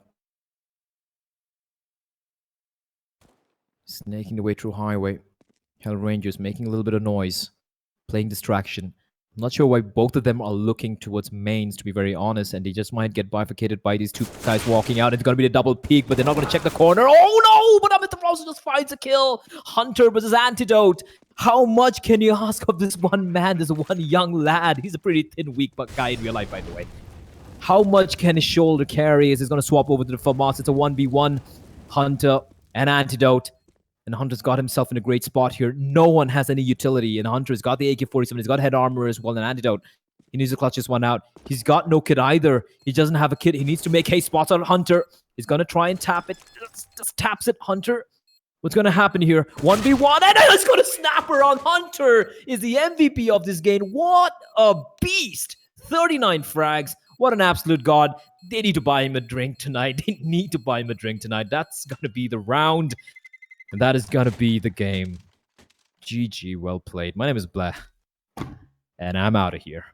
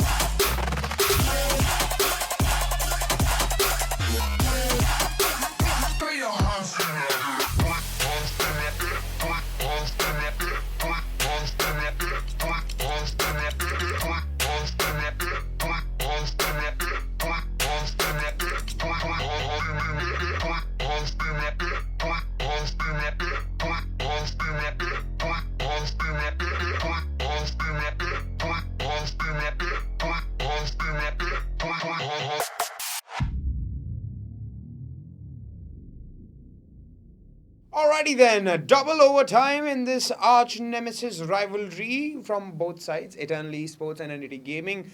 Scoreline went to 22-20 in favor of Entity Esports there. Finally, this match came to an end in 2 overtimes, and that too in favor of Entity Gaming there. Ladies and gentlemen, this is how Counter-Strike rivalry goes sometimes in the ESL India Premiership. Now, we are in the fall season, August session, brought to you by Omen by HP, HyperX, and Zawi by BenQ. And right now, we have a Dota 2 game in the offing, so let's quickly take a look at both the teams here.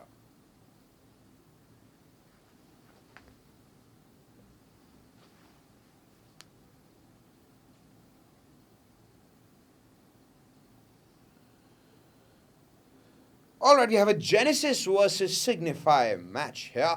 Now, Genesis is based out of Malaysia here. They are our international team, and they feature several top MMR players. Now, they have participated in several regional tournaments, including the ROG Masters and TI qualifiers. The team entered the ESL India Premiership in the June Starter Cup and got promoted to the Challenger League. They even beat Crowley's new team Signify very convincingly, but will they be able to pull this feat again? Because their opposition is none other than Signify, an international Dota 2 team based out of India, recently formed and was launched a few months ago. They have their own insane and kick-ass boot camp based out of Bombay, and they feature stalwarts from the Indian Dota 2 scene such as Ronak Sain, Moin Ejaz, Balaji Ramnarayan, also including foreign players such as Andres Kemperlu Ong, Joshua Owa de la Serna from the Philippines, while AJ's X-Rag Casanada comes from Australia.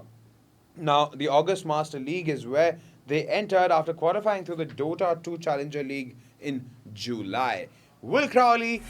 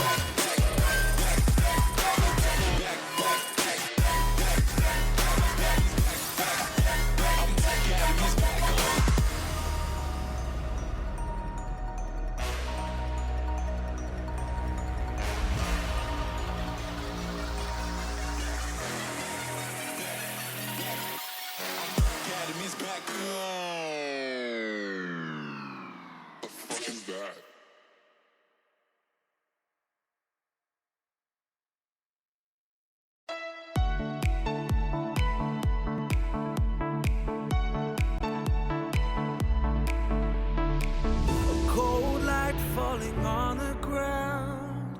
Long day, but we won't back down. One thing playing on our minds.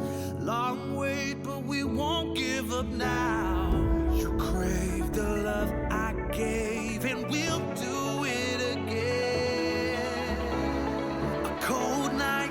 Ladies and gentlemen, welcome back to the ESL India Premiership. I know you've just come off a hell of a Counter-Strike match, but it's now time for some good old SEA Dodo. Genesis takes on Signify here in this best of one matchup. I'm CloudX, with me Vivek. How's it going, man? I mean, the TI season might have come to an end, but the ESL India Premiership is just getting started, and we've got two extremely skilled teams. The last time they faced off, Genesis ended up coming out on top, and this was in the Challenger League, with Genesis. Well, they topped pretty much. They went undefeated, if I'm not mistaken, and Signify had to step through the relegation matches. But they're both here, and Signify, well, this is their chance for revenge. Yeah, you bet it is. Signify, they are gunning for revenge. Fortunately, both these teams did make it through to the Masters. And, we've been hyping it up for the last three phases that, the fall phase is going to be epic. The fall phase is going to have some great teams. This is that moment of catharsis, man. This is when we actually get to watch two of the juggernauts of ESL India Premiership in action. Genesis, for those of you that don't know, they're an 8K MMR average Malaysian team, from what I know. Signify, the Indo-Filipino squad that's based out of Mumbai. Some pretty legendary names among there, I have to say. Yeah. Oba, for those of you that don't know, is an XTI attendee back in his heyday as well. So these guys really, this is going to be one explosive matchup. That's going to be fresh off the TI meta as well. And yeah, there you have it. Lich coming up as the first pick from Genesis. Okay, so we're going to see a little classic 2v2 in the mid lane, I presume. Lich is pretty much going to camp the mid lane or the off lane and get either one of those lanes off to a good start. The question is, what does Signify respond with? They're going to go and pick up the Earthshaker. If I'm right, this is going to be a position for Earthshaker, but they're still not giving away too much just yet. And I was chatting with Crowley Ironic a little while earlier, and he said, if Lich comes to my lane, I'm just going to call GG. Whatever that hero can be, man. It's unfair, right? When you're a mid laner and you're forced to do a 2v2 in the mid lane because there's a Lich up against you. Plus, that Lich is even taking away even more EXP. You're obviously going to get off to a horrible start. How I'd like to see Signify adjust to this is try and pick up heroes that can do a lot more with less, like Queen of Pain and Puck. Heroes like that in the mid lane, that's what I'd really like to see. Heroes that are also self-sufficient and don't get ganked rather easily. That's what I'm hoping for. But I do like the point about the Lich. It is really hard to lane against the Lich. But at the same time, I think Lich is also one of those picks that should be situational. because he is one of those heroes that doesn't really bring lockdown to the table. He's, his chain frost is fairly easily dodgeable, and especially when you pick up a first pick lich, you can always pick things like, a hero like the Puck, or for instance, any mobility heroes that can get away from chain frost in a jiffy. That's one of the reasons why I'm not a fan of the first pick lich. But what it also does on the flip side is that Signify now needs to worry about what physical DPS scores they're going to pick up. Hmm. And just by virtue of the fact that frost armor can be cast on buildings, it makes sieging high ground and taking objectives that much harder. Yeah, I agree. That's another. I mean, that's the second big problem with Lich, Ice Armor, Frost Armor, in addition to the presence he offers in lanes and a team fight as well. If Genesis do decide to build a lineup that has some team fight. However, the Necroforce being banned out by Signify, it's yeah, I guess that's correct. When Genesis go ahead and ban out the 8, good signal that they're looking at picking up the Necroforce themselves. I did manage to do a little bit of research on Genesis. They have played one game in the ESL India Premiership in fall phase number 2, and that was up against XRG, where they won in a convincing manner. Pretty standard stuff, pretty TI meta heavy. They did pick up the Nature's Prophet. They went Void into AA, which is a lot of team fight and deters a lot of team from picking up heroes like the Necrophos. And they also had a Pugna in the mid lane. Uh, Oh, that's a first. yeah, I mean, it's that's a not a Void. first, but it's a first in the ESL India Premiership at least. But yeah, the Void coming out here from Genesis as their second pick. This is very reminiscent of extremely old school Dota, where you open up with the Lich and pick up the Void. For the fact that you get a couple of heroes inside that Chrono, and it makes for a truck ton of magic damage with Chain Frost.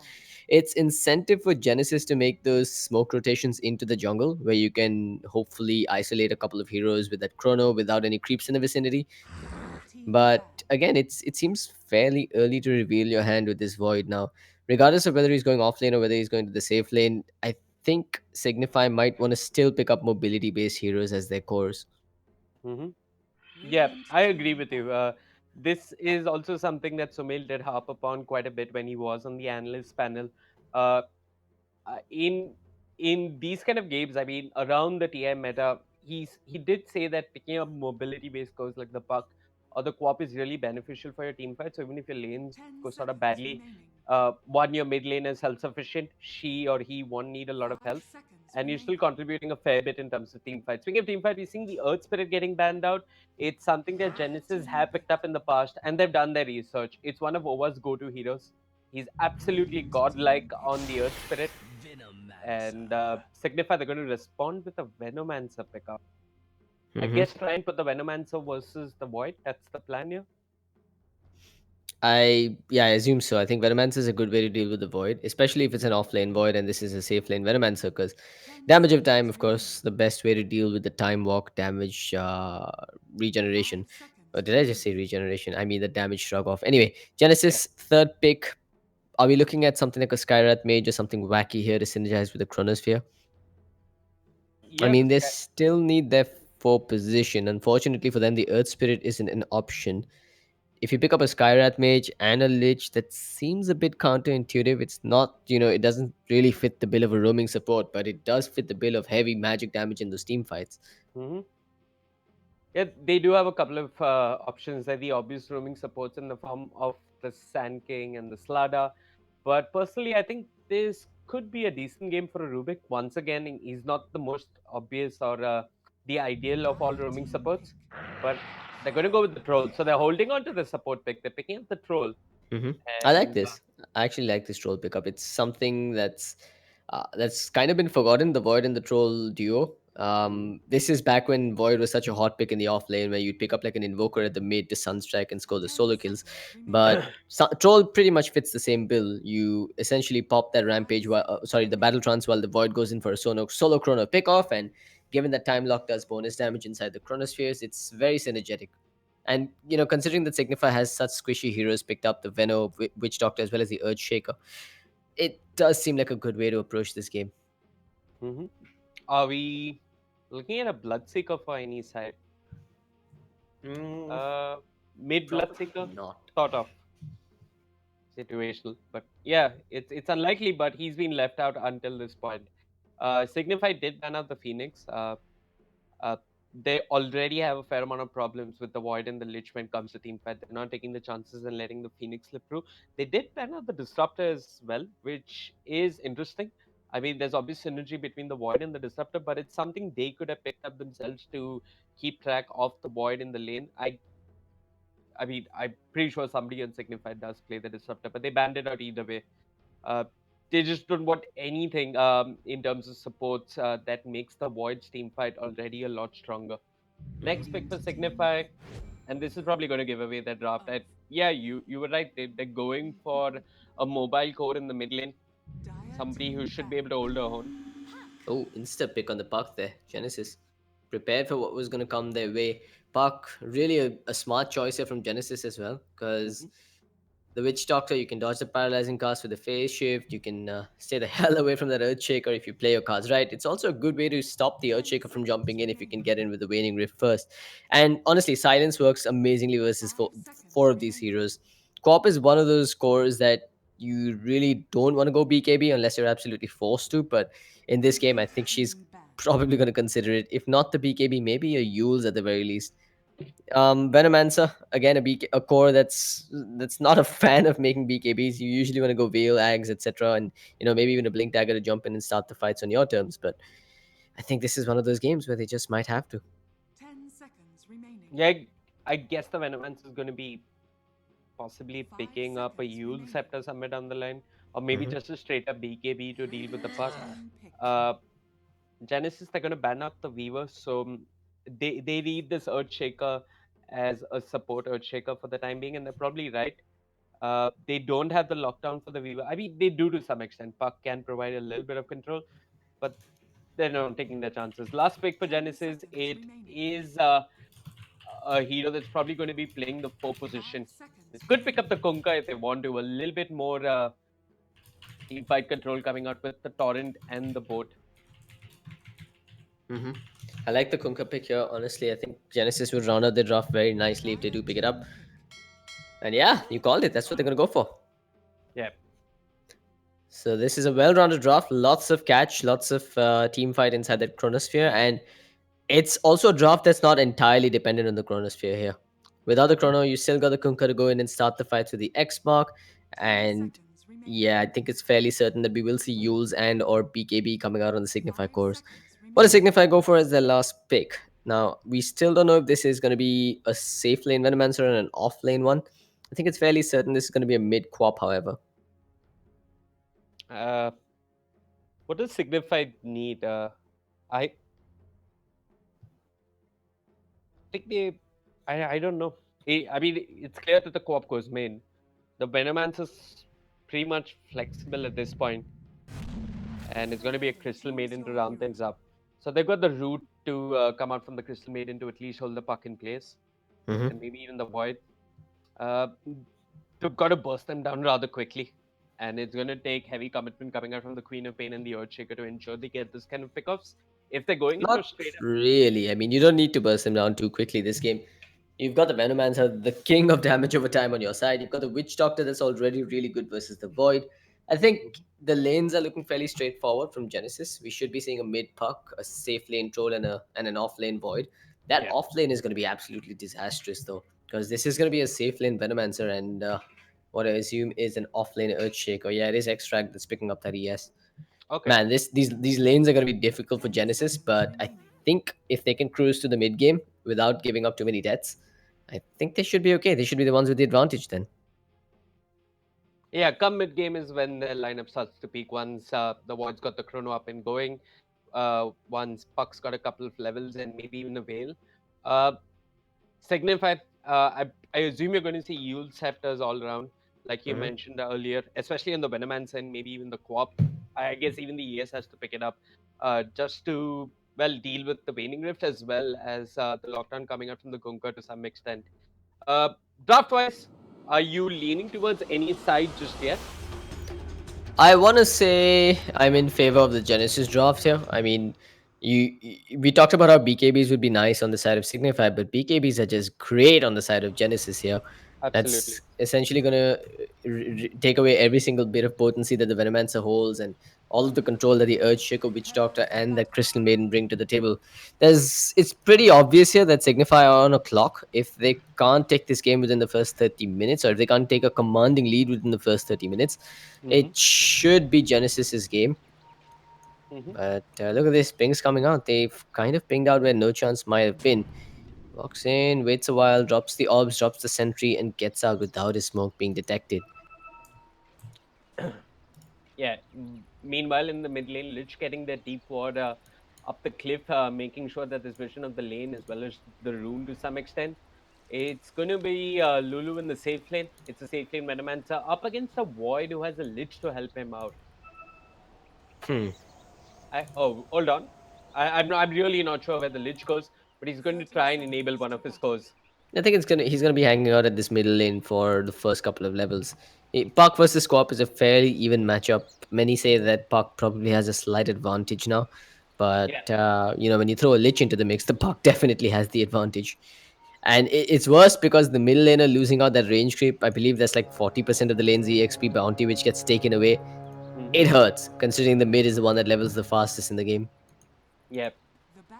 This is a true test for Crowley in the mid lane.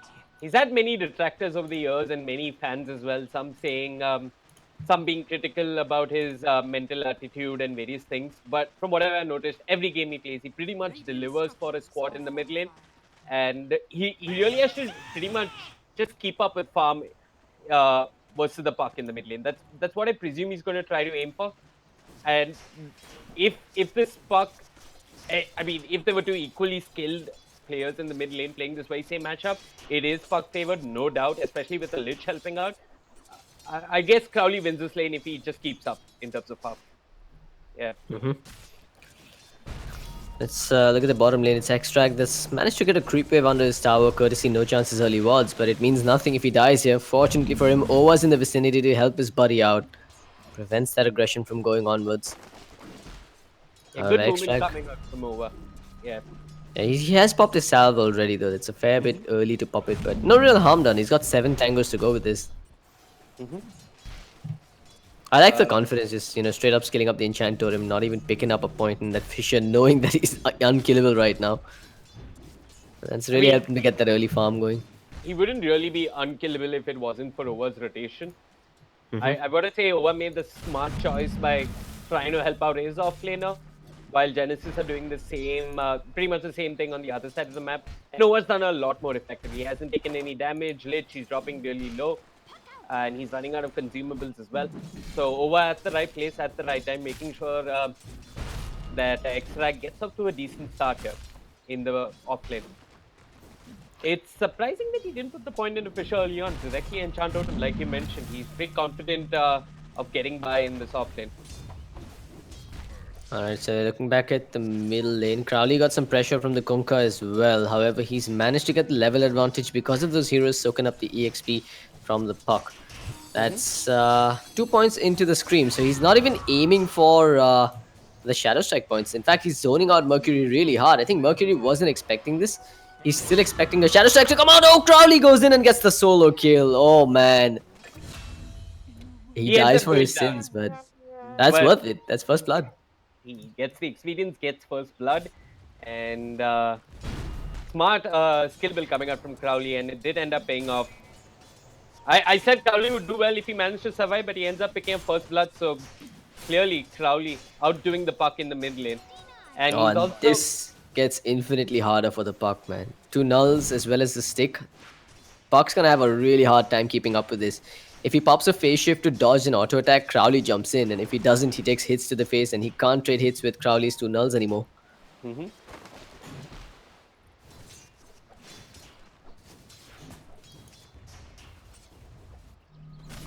Quite lanes Signify. Of course, Bottom. also a good start. Looks like there's bottom gonna be a lane, kill at bottom. Going in, he's got the enchant totem. A troll with the stick staying alive a little while longer. The pause at the worst possible moment. Please What leave did me. That's what the pause is for. Ollie, 25 HP. I'm not sure if X-Drag is in range for the last punch. He hasn't been slowed by the Orb of Venom, though. He has 355 movement speed versus the 310 on the troll. This should be a kill for Extrag even if he doesn't commit. It's But problematic. I just toggled eye vision. He doesn't see him in those trees right now. oh, this is okay. He doesn't see him, and he can't even A click the ground because oh, he doesn't get it. And here comes the Kunkka for the return kill. Mm-hmm. Extract managing to stay alive a little while longer with the enchant totem, but X marks the spot. He's been brought down as well. Kunkka goes the kill on a court. Yeah, did he buy his items before dying? Yeah, I think he just started purchasing wildly, which is why his hero didn't turn around to hit that last enchant totem on the Kunkka. Mm-hmm. But it's now 2-1. Genesis takes the lead with that one, and we're looking at the Bottom void up lane top. over. They're going in. He's got the range whirling axis over. Sidesteps the torrent. Extract goes into the enchant totem. No points into the fisher just yet. He's going for enchant totem number 2. It clips onto the troll Kunkka, dropping low, brought down. Extract goes revenge, and now he's got the point in the fisher. Oh, Holding the troll Extract. back, but the range whirling axis seals the kill. Just he hesitated there for a moment with that fisher, and I mean that cost the death on that Crystal Maiden because of it. But nonetheless, it is a kill for Extract. It does help him recover, and you know it's always nice when the offlaners start getting kills. You know he's not supposed to get anything in this lane. Getting a kill, let alone some creeps, is great for him. Over's pretty much done his work in the off lane. He set up a good lane for Extract, and now he's trying to apply a little bit of pressure in the mid lane.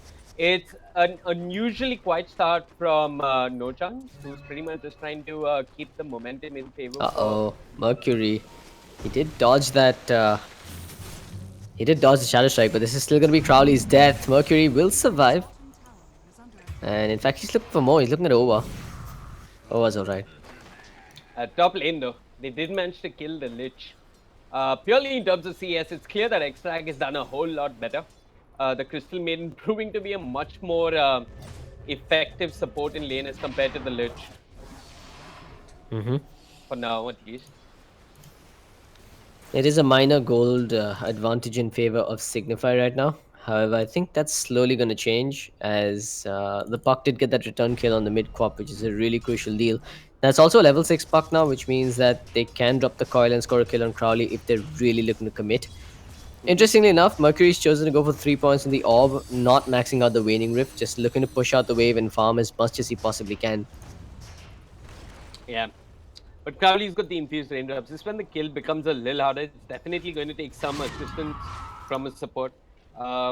Speaking of assistance from his support, No Chance making a deep rotation. Doesn't just scout out the Lich. He is in no man's land right now. A TP to the shrine could be terrible for him. He's going for the bounty though. Yeah, he decides against it. TD Rune top. I think it's going to be the puck that snags this one. Nothing that No Chance can really do except for maybe try and snipe the courier. But yeah, that's not happening either. Bad idea, No Chance. You need to run the hell away from here. The dream call will be dropped on his head, and this should be a really easy kill for Mercury. Top lane. Scambaloo's giving that Void a really hard time, by the way. He's chosen to max out the Venomous Gale, which is the best way to play versus that Void. Yeah. All in all, a tie, if you would call it that, across all lanes. I mean, Extract scored a kill, Extract died as well, Crowley scored a kill, Crowley's died as well. But the good news is that the Venomancer is sitting atop the network charts compared to the Troll. But however, like you did point out, it's honestly not in Signify's best interest to take this game late. I guess the later it goes, the stronger Genesis seem to get.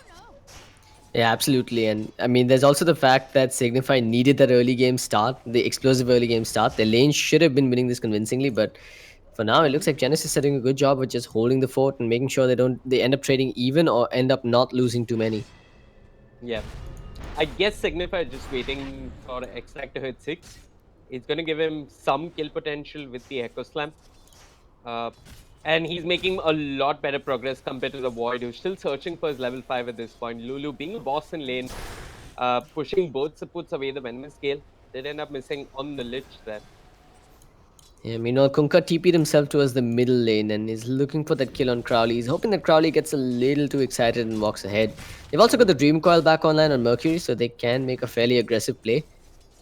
But yeah, this is a fair bit of wasted time coming out on the Kunkka now. Crowley's spidey senses have gone off and he's just playing it safe until he spots the Kunkka somewhere on the map. I mean, Kunkka has one job right now, to go ganking. It's not like he's meant to farm and get creeps and level up that way. Yeah, indeed. There's, yeah, he's not a fast farmer. At this point. There's no way he's going to try and get a lane to himself as well. So yeah, he's probably hoping to make rotations across the map. But I guess Genesis are just being a bit patient. They're waiting for the Void to hit 6.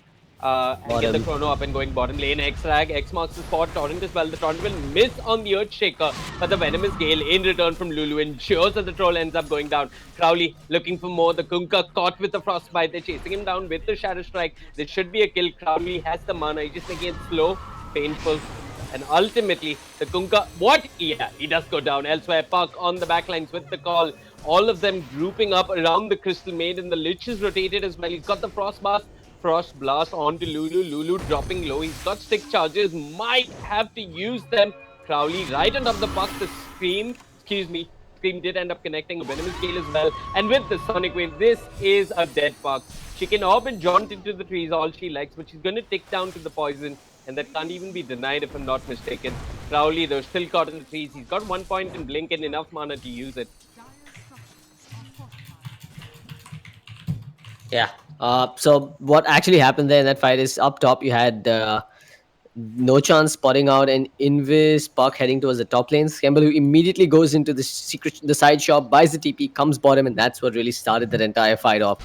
Then, of course, the Puck joins the party as well, and things start to go all sorts of wrong there for Signify. But I think at the end of it, they still walk away with more kills in the bank. They got the Troll, they got the Kunkka. The Puck did manage to survive. He did get a return kill on himself as well, but yeah, I think the scales still tip in Signify's favor over there. Yep, Signify the aggressors. Giants is still waiting for the Chronosphere. Kunkka waiting for the rune, might end up being punished. The X marks the spot onto the co-op. He now pulls her back. Crowley can blink in a couple of seconds, 2 seconds to be precise. He's not going to end up falling. Crowley's not going to chase. I say that, but he jumps in and gets the kill.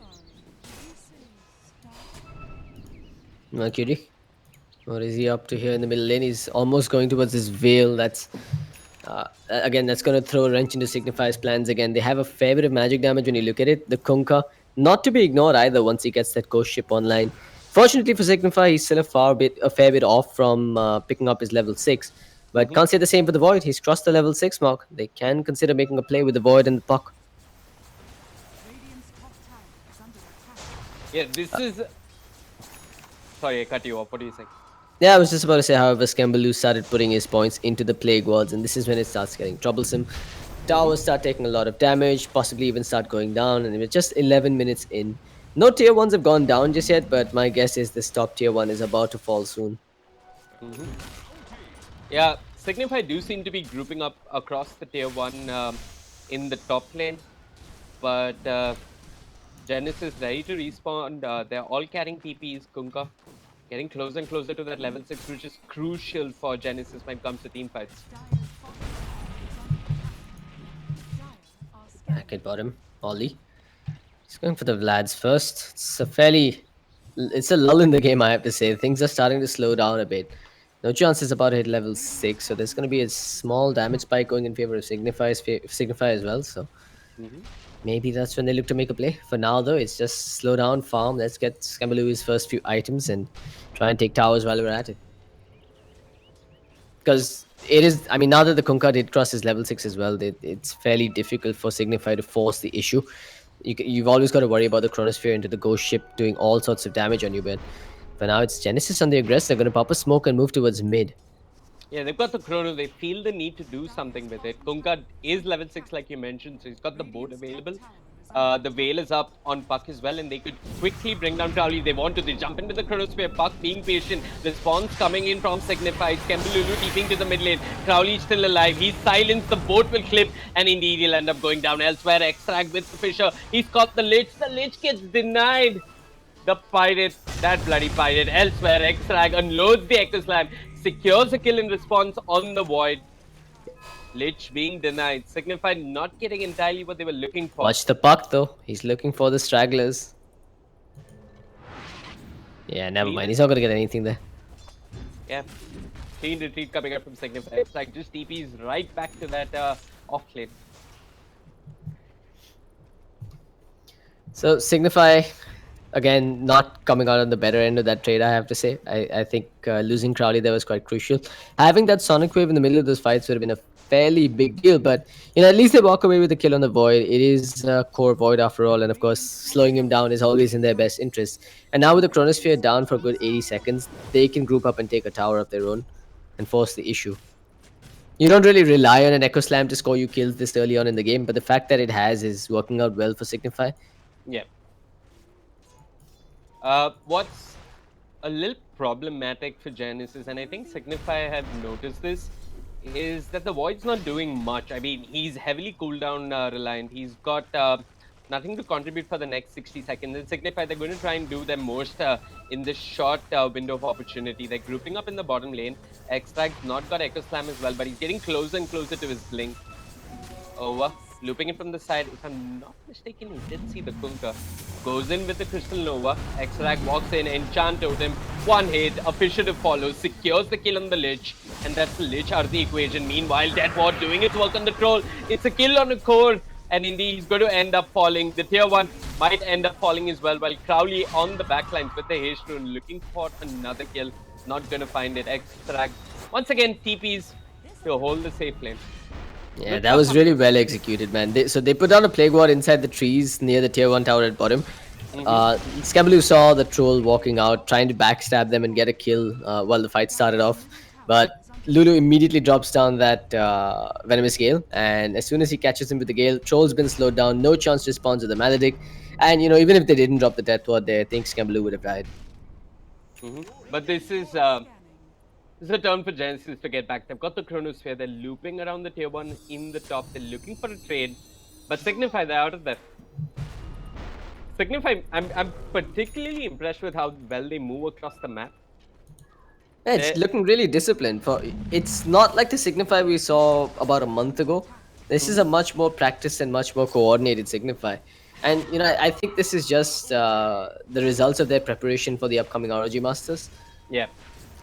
They've started playing a lot more seriously and they're looking a lot more in sync with each other. But Genesis, the true obstacle that stands in the way, is now going to drop a Chrono with the Lich Chain Frost. Oh man, that's going to hurt and leave a scar. Crowley stays alive for now but ends up going down as Mercury is the one to walk away with a few kills. Scambaloo comes in from behind, gets a kill as well, while Mercury jaunts himself away to safety. And as the dust settles, it's a 2-for-2 trade. Signify still not in a terrible position despite the way that fight started. Yeah, that was a perfect Chronosphere coming out. They're looking Oh, for what more a catch. Extract. Fisher, enchant totem. He's held him in place. The Venomous Gale is there as well. And this is pretty much a dead Kunkka. There's nothing he can do. No chance securing the kill. A killing spree on a Witch Doctor 16 minutes in. Good stuff coming out from Signify. They do end up losing Crowley. That's rather unfortunate. But I think they've done more than enough damage. And they're grouping up. They pop the smoke. Extract doesn't have the Echo Slam, but he's got that Blink Dagger. No Venomous Gale as well.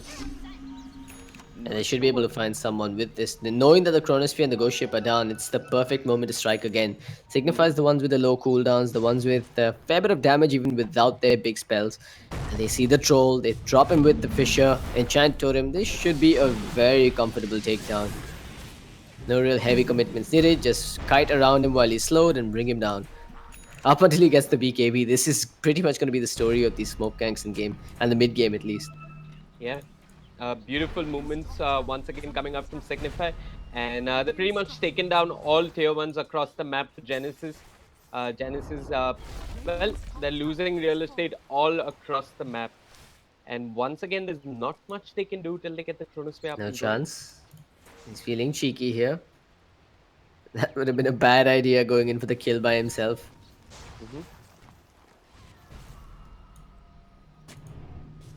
Top lane though, they want Crowley. The Waning Rift is there along with the Veil over with the response Extract. Holding on to that Fisher, he's actually blinked in the right direction. The Sonic Wave was there. They're dropping the puck low. The Shadow Strike is where Extract held in the coil, can't commit. Crowley goes in, gets silenced as well. They're committing heavily for this puck. And why not? There's no Chronosphere available. Crowley will miss the screen. Kunkka though, on the sidelines, does manage to bring down Nova. So Signify commit a lot, get nothing in return. Extract still blinking aggressively, searching for that puck. that was not worth it. Yeah, definitely not. But at the same time, they did blow a chain thrust for Crystal Maiden, which Okay. again puts them on a bit of a clock. I don't think it's enough incentive though for Signify to smoke and move again. You've got the Chrono, you've got the Kunkka ghost ship as well. In fact, it's going to be Genesis that pops a smoke. What's crucial is that with these smokes, Genesis has to score an objective immediately after. Otherwise, it's just rinse and repeat. Signify walks back at them. Extract walks into the Kunkka near his own shrine. X marks the spot as well as the Torrent, but Extract with the blink dodges the Torrent. I think that's the smoke dispelled. Void though has managed to make headway into the trees. Genesis that is well, they're spelling it out to Signify. We want to fight. We want to group up. We want to take it tier 1. X marks the spot. Puck jumps in. Johnson, in fact, with the waning rift. Signify. They're stepping back for the time being, but Lulu walks right in with the veil. Echo Slam unleashed. It's on the Puck. Puck outside the Chronosphere ends up going down. There's no follow-up to the Chrono. No boat, no Torrent. Hold on. The Torrent was committed. It's on the Venomancer and he's going to end up going down. That's a killing spree taken away. Extract jumps some more with the Death Ward. Secures the kill on the Troll. Genesis have lost 2 cores and they might lose more. Crystal Nova frostbite as well. Lich will fall. The Ice Armor keeping no one alive. A Chronosphere expended from Genesis, not resulting into much. The tier 1 still stands. You said they had to get the objective, they didn't. Yeah, that was really unfortunate. The Chrono just got 1 over them. Not entirely sure who it was, but it got 1 on the edge of it. No follow-up whatsoever, considering that the Venomancer was standing on the front lines. They got the Venomancer kill, but they left Extract to his own devices, and he just jumps about, stunning people on low cooldown. Yeah, it is a fearsome team fight lineup that Signify are sporting here, and you really can't disrespect it at all for fear of getting brought down again. They've got the Puck. Puck does have the coil. She can commit, and she's going to commit it on a 4 Crystal Maiden, who turns around, lets it go. Extract jumps in, but the Torrent is there. Void comes in. He has no Chronosphere, but X marks the spot along with the boat, secures the kill on the Earthshaker. That's a killing spree taken away, going into the pockets of the Kunkka.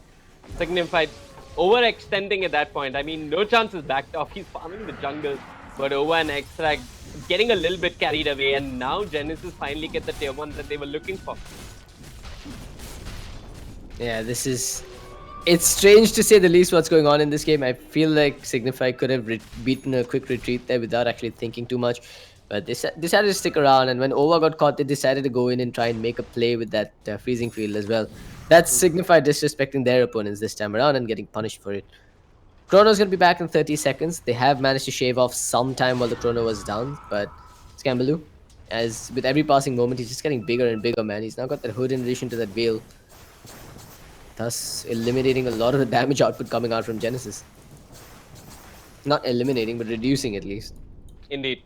And Void going more for a positioning item with the Blink Dagger. He's queued it up. He's getting closer and closer to it. So the only real source of damage coming out from Genesis so far in team fights is going to be the heavy magical damage coming out from the Puck and the Kunkka, the Troll. Still piss poor, searching for an Yasha at 20 minutes. I mean, he's got his Vlads, which is not terrible. He's gonna be doing a fair bit of damage if he does get his claws on any of these heroes. But I think most importantly, Troll is tanky as hell at this point. He's got a decent amount of HP. He's got 20 armor to boot. But up until he gets a BKB, he's still gonna be kited and brought down quite easily in these fights. And you know, you really don't want to just have that the Troll around for the battle trance on Keegan's Void, because Void's actually gone for the Blink Dagger. Genesis, they were pretty much set up for a kill on the Venomancer, but instead they just TP to the top shrine. They want Crowley. And Crowley just skipping that Yules altogether. Straight up BKB. And with that Orchid, he's going to have a lot of offensive potential coming up soon enough. Signify grouping up around this bottom tier 2. I guess it's going to be a straightforward trade. Genesis probably try and take the tier 2 in the top lane while Signify secure the tier 2 in the bottom lane. 22 minutes in, it's only a 4k net worth advantage. I mean, Signify are playing well, but Genesis by no means out of the game just yet. They are going to get that trade though, getting some damage on the tier 2. Not really sure they can take the tower. 1 TP should thwart that effort.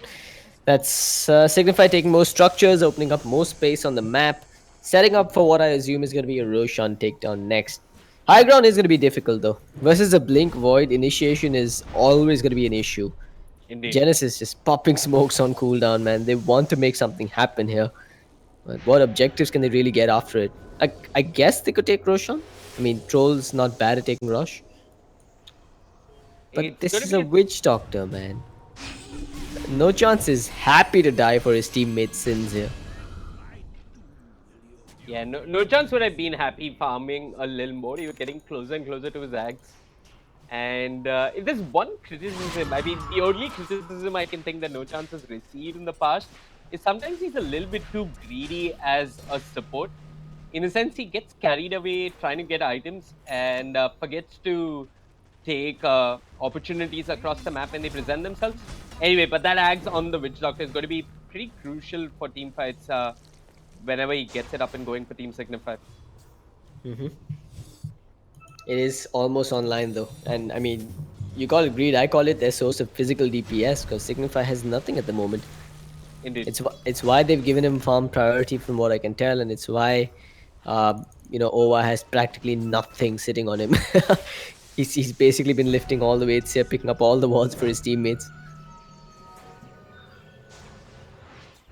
Bottom lane though, Chrono at the dash shrine, they've got the Earthshaker, they're going to get this kill indeed. No response just yet, but Crowley jumps in with the Arcade and loads the Sonic Wave. This could be a kill on the Troll and Extract still alive. Chrono wasted, Genesis accomplished nothing with that. And they're trying to make a go on Skembululu on the other side of the map. The Torrent 2 control him. No follow-up just yet from Team Genesis. Void coming across through the river. Puck jumps in. X marks the spot once again with the boat. Lulu's going to turn and fight. His pipe is on cooldown. He eats the boat to the face. And finally, he's going to tick down. I don't think that Lich is surviving this. They're probably going to need to deny him. Oh, he's in the fountain. He ticks down there. Should have just let the Conquer deny him instead. Meanwhile, they're going to catch the Void here. Void's got nowhere to go but to the grave now. Echo going to be unloaded before he pops his 13-1 charges. Yeah, X-Frag even blinks in looking for more. Once again, I think Signify are happy with the trades they're making. I mean, you wouldn't be too happy losing your one position hero, but you end up getting the Troll, you got the Void, you got the Lich as well. Yeah, now they're looking for Rosh next, I believe. I did see a ping coming out towards the Rosh pit. They're going to need Skembulu to get in and drop down a few Plague Wards before they start beating up on Rosh, because like we pointed out, there's really no physical damage on the side of Signify. But that's where the wards can sort of compensate for it. You'll set up. Jumped in, the boat is there. Exact just sidesteps it. Tunka a little too eager with the X marks the spot, and now they got the control. The Arcade as well as the Fish, no use for 13 seconds on the puck. She's trying to jaunt away. Gonna get away by the skin of her teeth. Void, Chrono in 20 seconds. You know, fun fact, Puck is actually not a she. Puck, despite the girly voice and all that, is gender neutral. I remember reading like a big passage of lore about how Puck is gender neutral and it's still at like an infancy stage before it actually determines what gender it becomes and such. Is that lore or feminist propaganda? It's lore. I'm pretty sure it's lore. Okay. Anyway, Signify, they're gonna get the agents on the back of this. Buck tried his level best to create as much space as possible. But mid lane, I mean, excuse me, in the bottom lane, Extracts TP them. The Fish are not going to connect Crowley. Nothing to cancel that teleport Scroll, and Scroll's going to get away. Yeah, No chance. unfortunate that Extract tried a line Fisher Ooh, there. mid lane, Void jumps in, Chrono onto 2, but where's the follow-up on the back line? Puck with the coil on the over. The Chain Frost is there for now. Skembululu dropping low. He did activate the pipe. They lost the Witch Doctor.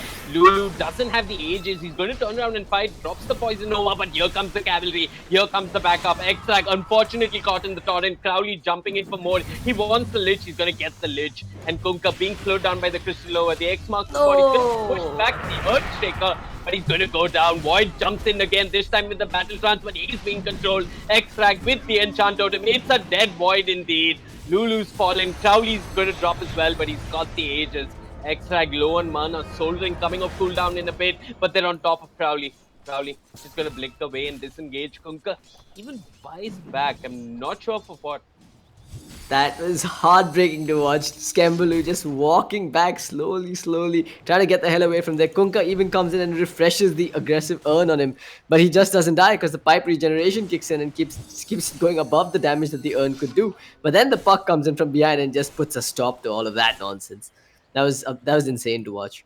But yeah, really good fight coming out from Genesis. They end up getting a lot of kills there. They did lose their void, sure, but I mean, again, it's a kill on that high priority Venomancer. It's a kill on the Crystal Maiden for what it's worth.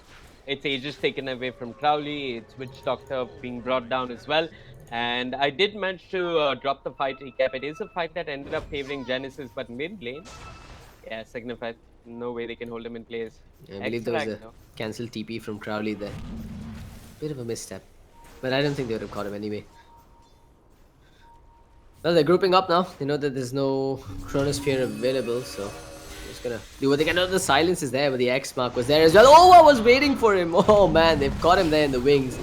He's caught them as well. There's the chain frost, cancelling out the freezing field. 4-man coil, holding them in position. Crowley just BKBs. Sonic Wave tags him on the end, and the Scream of Pain kills him off. Meanwhile, behind, the Void comes into the fray, but the Yules keeps the Earthshaker alive. The silence onto the Void is gonna seal his fate, with Extract getting the killing blow.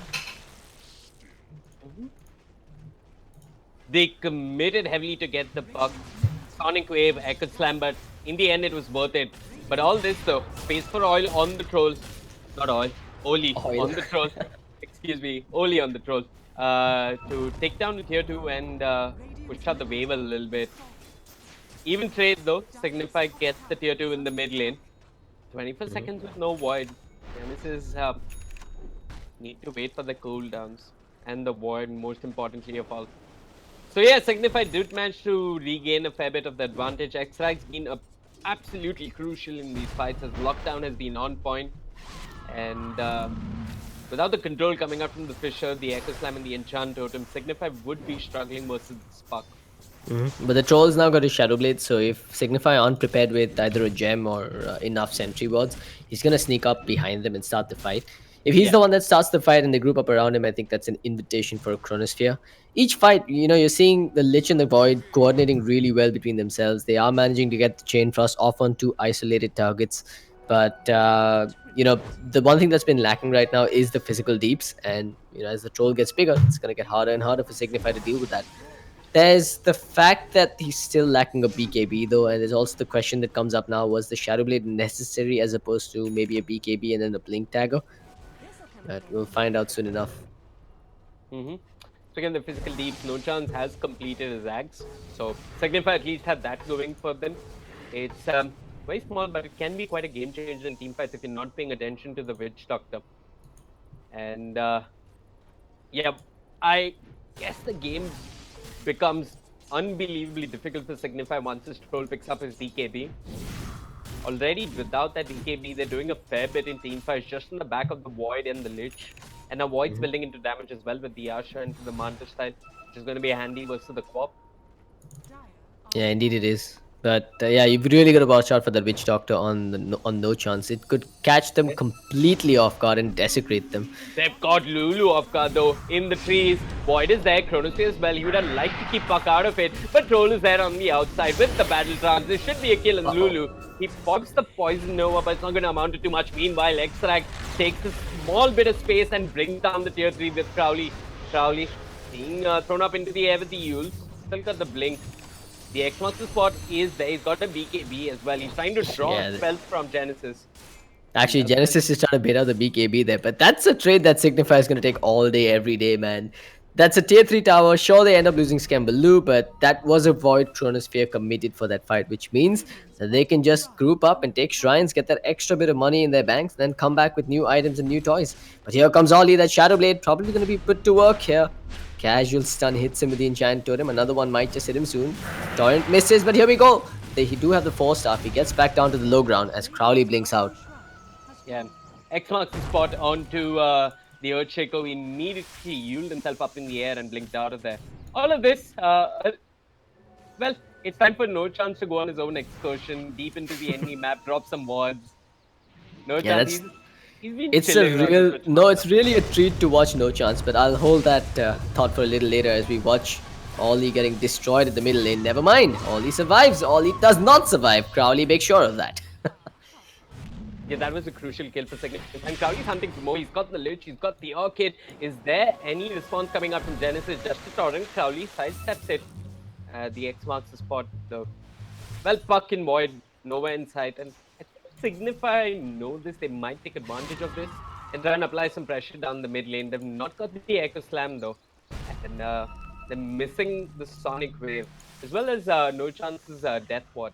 There's So they're some missing- real efficiency coming out at a micro scale on the side of Signify. You know, while Extract that pulls off his shenanigans here inside the base, I'm just going to talk about that a little bit. Whenever they get given even an inch of space, they just make the absolute most of it. Because you had No Chance going in and dropping down deep observers while his team was taking racks on the bottom, while Skembaloo was distracting them and getting killed off on the top lane. So one death on Skembaloo's Venomancer ended up giving them so much more that, you know, you almost question whether or not that death was intentional. There's the chrono, it's only on the Crowley though. No follow-up just yet. The Chain Process is bouncing in between the creeps. The Crowley can BKB and run away. In fact, he doesn't even pop the BKB. No Chance though. Corner, the Puck trying to focus him down. He's staying alive a little while longer. And he's going to disengage. An Orchid onto the Puck, forcing the Yules out immediately. All of the space for Lulu to focus the rack. X-Hack jumps in as well. Signify, bait and switch. And turn right back for a kill. The Fisher will connect on the troll. Crowley's there with the Shadow Strike. Puck jumps in with the Silence. Crowley trying to bring down the Puck. This kill could be crucial. The Death Ward doing a whole lot of work. A Plague Ward on top of that. Void jumps in. He's got no Chronosphere for 90 seconds. And then missing Oli on the troll for 70. This might just be another tier 3 for Signify. Extract's in trouble though. Yeah, I think they've lost him at this point. He can buy back, but he doesn't need to. Lulu dropping low, excuse me. X marks the spot and Torrid. But Signify, they don't really care. They've got the pipe coming off cooldown in a bit. The Sonic Wave coming off cooldown in 10 seconds. Puck is trying a down this there. The boat comes in. Lulu just gonna sidestep it. And Void jumps in. Time dilation. They're throwing out everything onto Signify. But Signify is standing strong. Eyes on the prize. Moving towards the tier 3. Yep, as long as No Chance stays alive, they can continue to regen up with the Voodoo Restoration. So Yep. he is the crucial one, and that's also why we saw them throw a Ghost Ship and all of that onto No Chance and no one else right now. His sustenance allowed them to take another tier 3 tower, keeps Lulu alive, and the only thing that they lost was Extract's Earthshaker. Yeah, and that was Extra getting carried away, truly. I mean, I understand what he's trying to do. He's trying to keep the others distracted, keep them controlled. But yes, Signify, they've got that big ultimates coming off cooldown. They can probably group up once more. Roshan is up, and this is Roshan number 2, so he's got a little bit of cheese stuck between his teeth. This I mean, is... it's very doable for Signify, and It's Genesis have to doable, be- but it's a slow takedown on Rosh. You can't really death ward the Rosh, and he's gonna come back with more armor and HP right this time, so...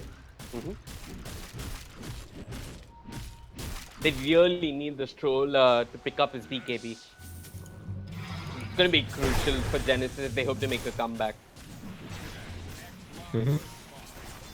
I'm taking a look at Vision. No sentries on the side of Signify. So, Stroll could walk in.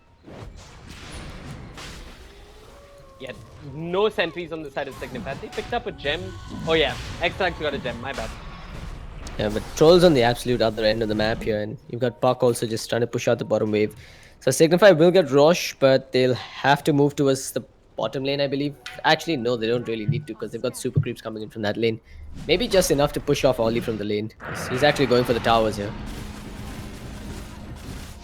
Wow, they might just get a tier 3. Nope, they're just gonna force a fortification. Mercury.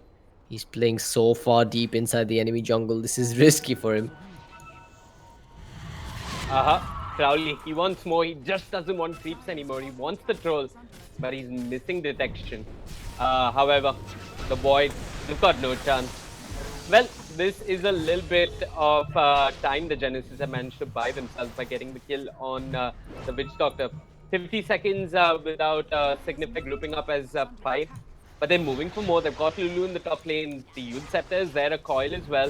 He's got the cheese, but I'm sure he doesn't want to expend it just to stay alive, and I don't think he's going to get out of this. Time dilation for good measure. Youth Scepter once more. This time from Probably Kimberloo. consider piping himself here. Yeah, he's holding on to the pipe. The boat is Cheese up. pop the cheese. This isn't worth it.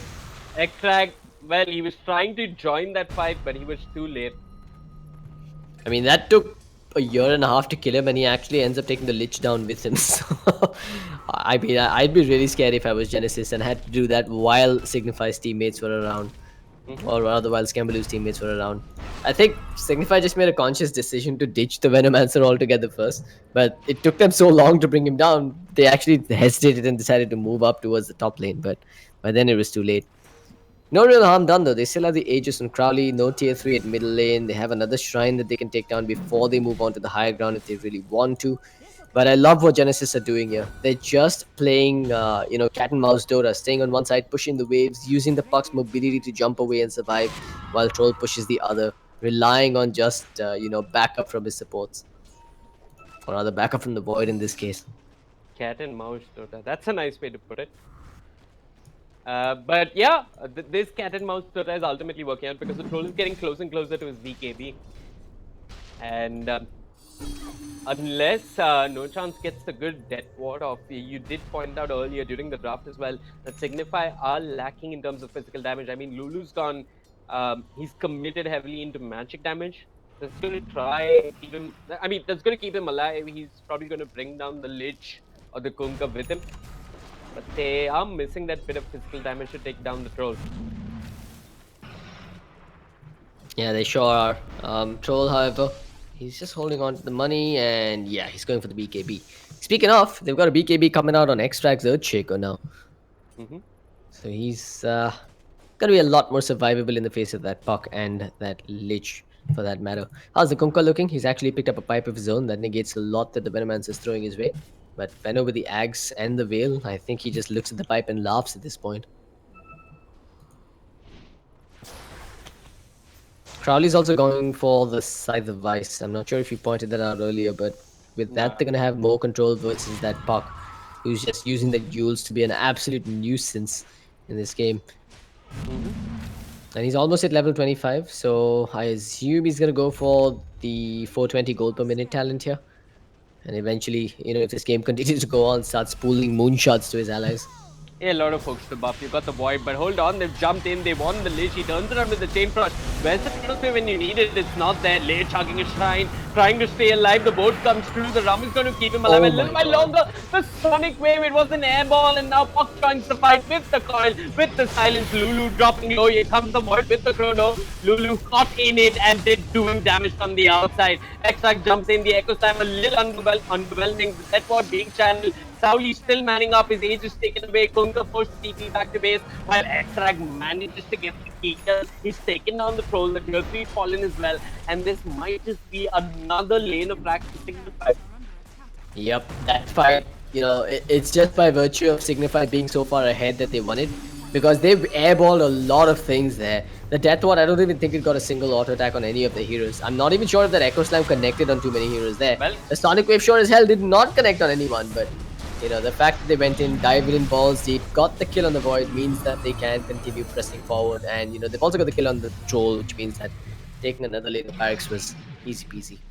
Yeah, they jumped in, managed to get the Kunkka one more time, and forced out a buyback. Kunkka trying to redeem himself. The silence on the Puck, a use of cooldown. They've got the Frostbite, they've got the control, the Shivers Gut comes in, Puck used at the last moment with the Malzix as well as the phasing fields. It's just waiting for the Puck to come down. The Chain Frost, well, it's not going to kill anyone. And Signify, they're missing all 3 cores. Excuse me, Genesis are missing all 3 cores. Signify, they're just missing the Venomancer. Yeah, and they don't honestly miss him too much when you're getting objectives at the back of that.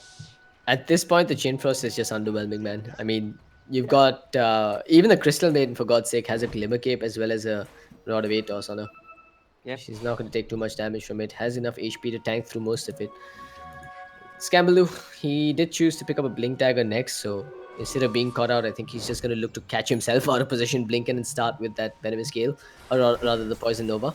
But it's warning bells for Genesis as soon as the Poison Nova hits. Even if it hits on just a couple of heroes, it means that those 2 heroes cannot come back into the fight for the entire duration of it.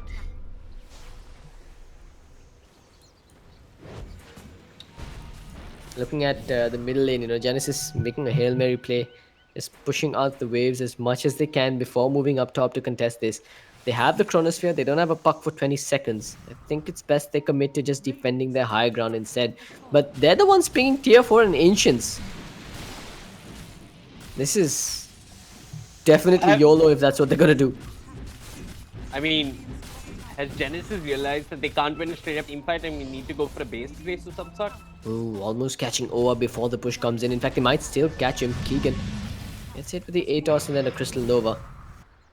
Okay, so Signify left behind the two supports while Lulu and Crowley with an Arcane Rune and freshly completed Sheep Stick managed to take down the tier 3. It's a DD with an Arcane.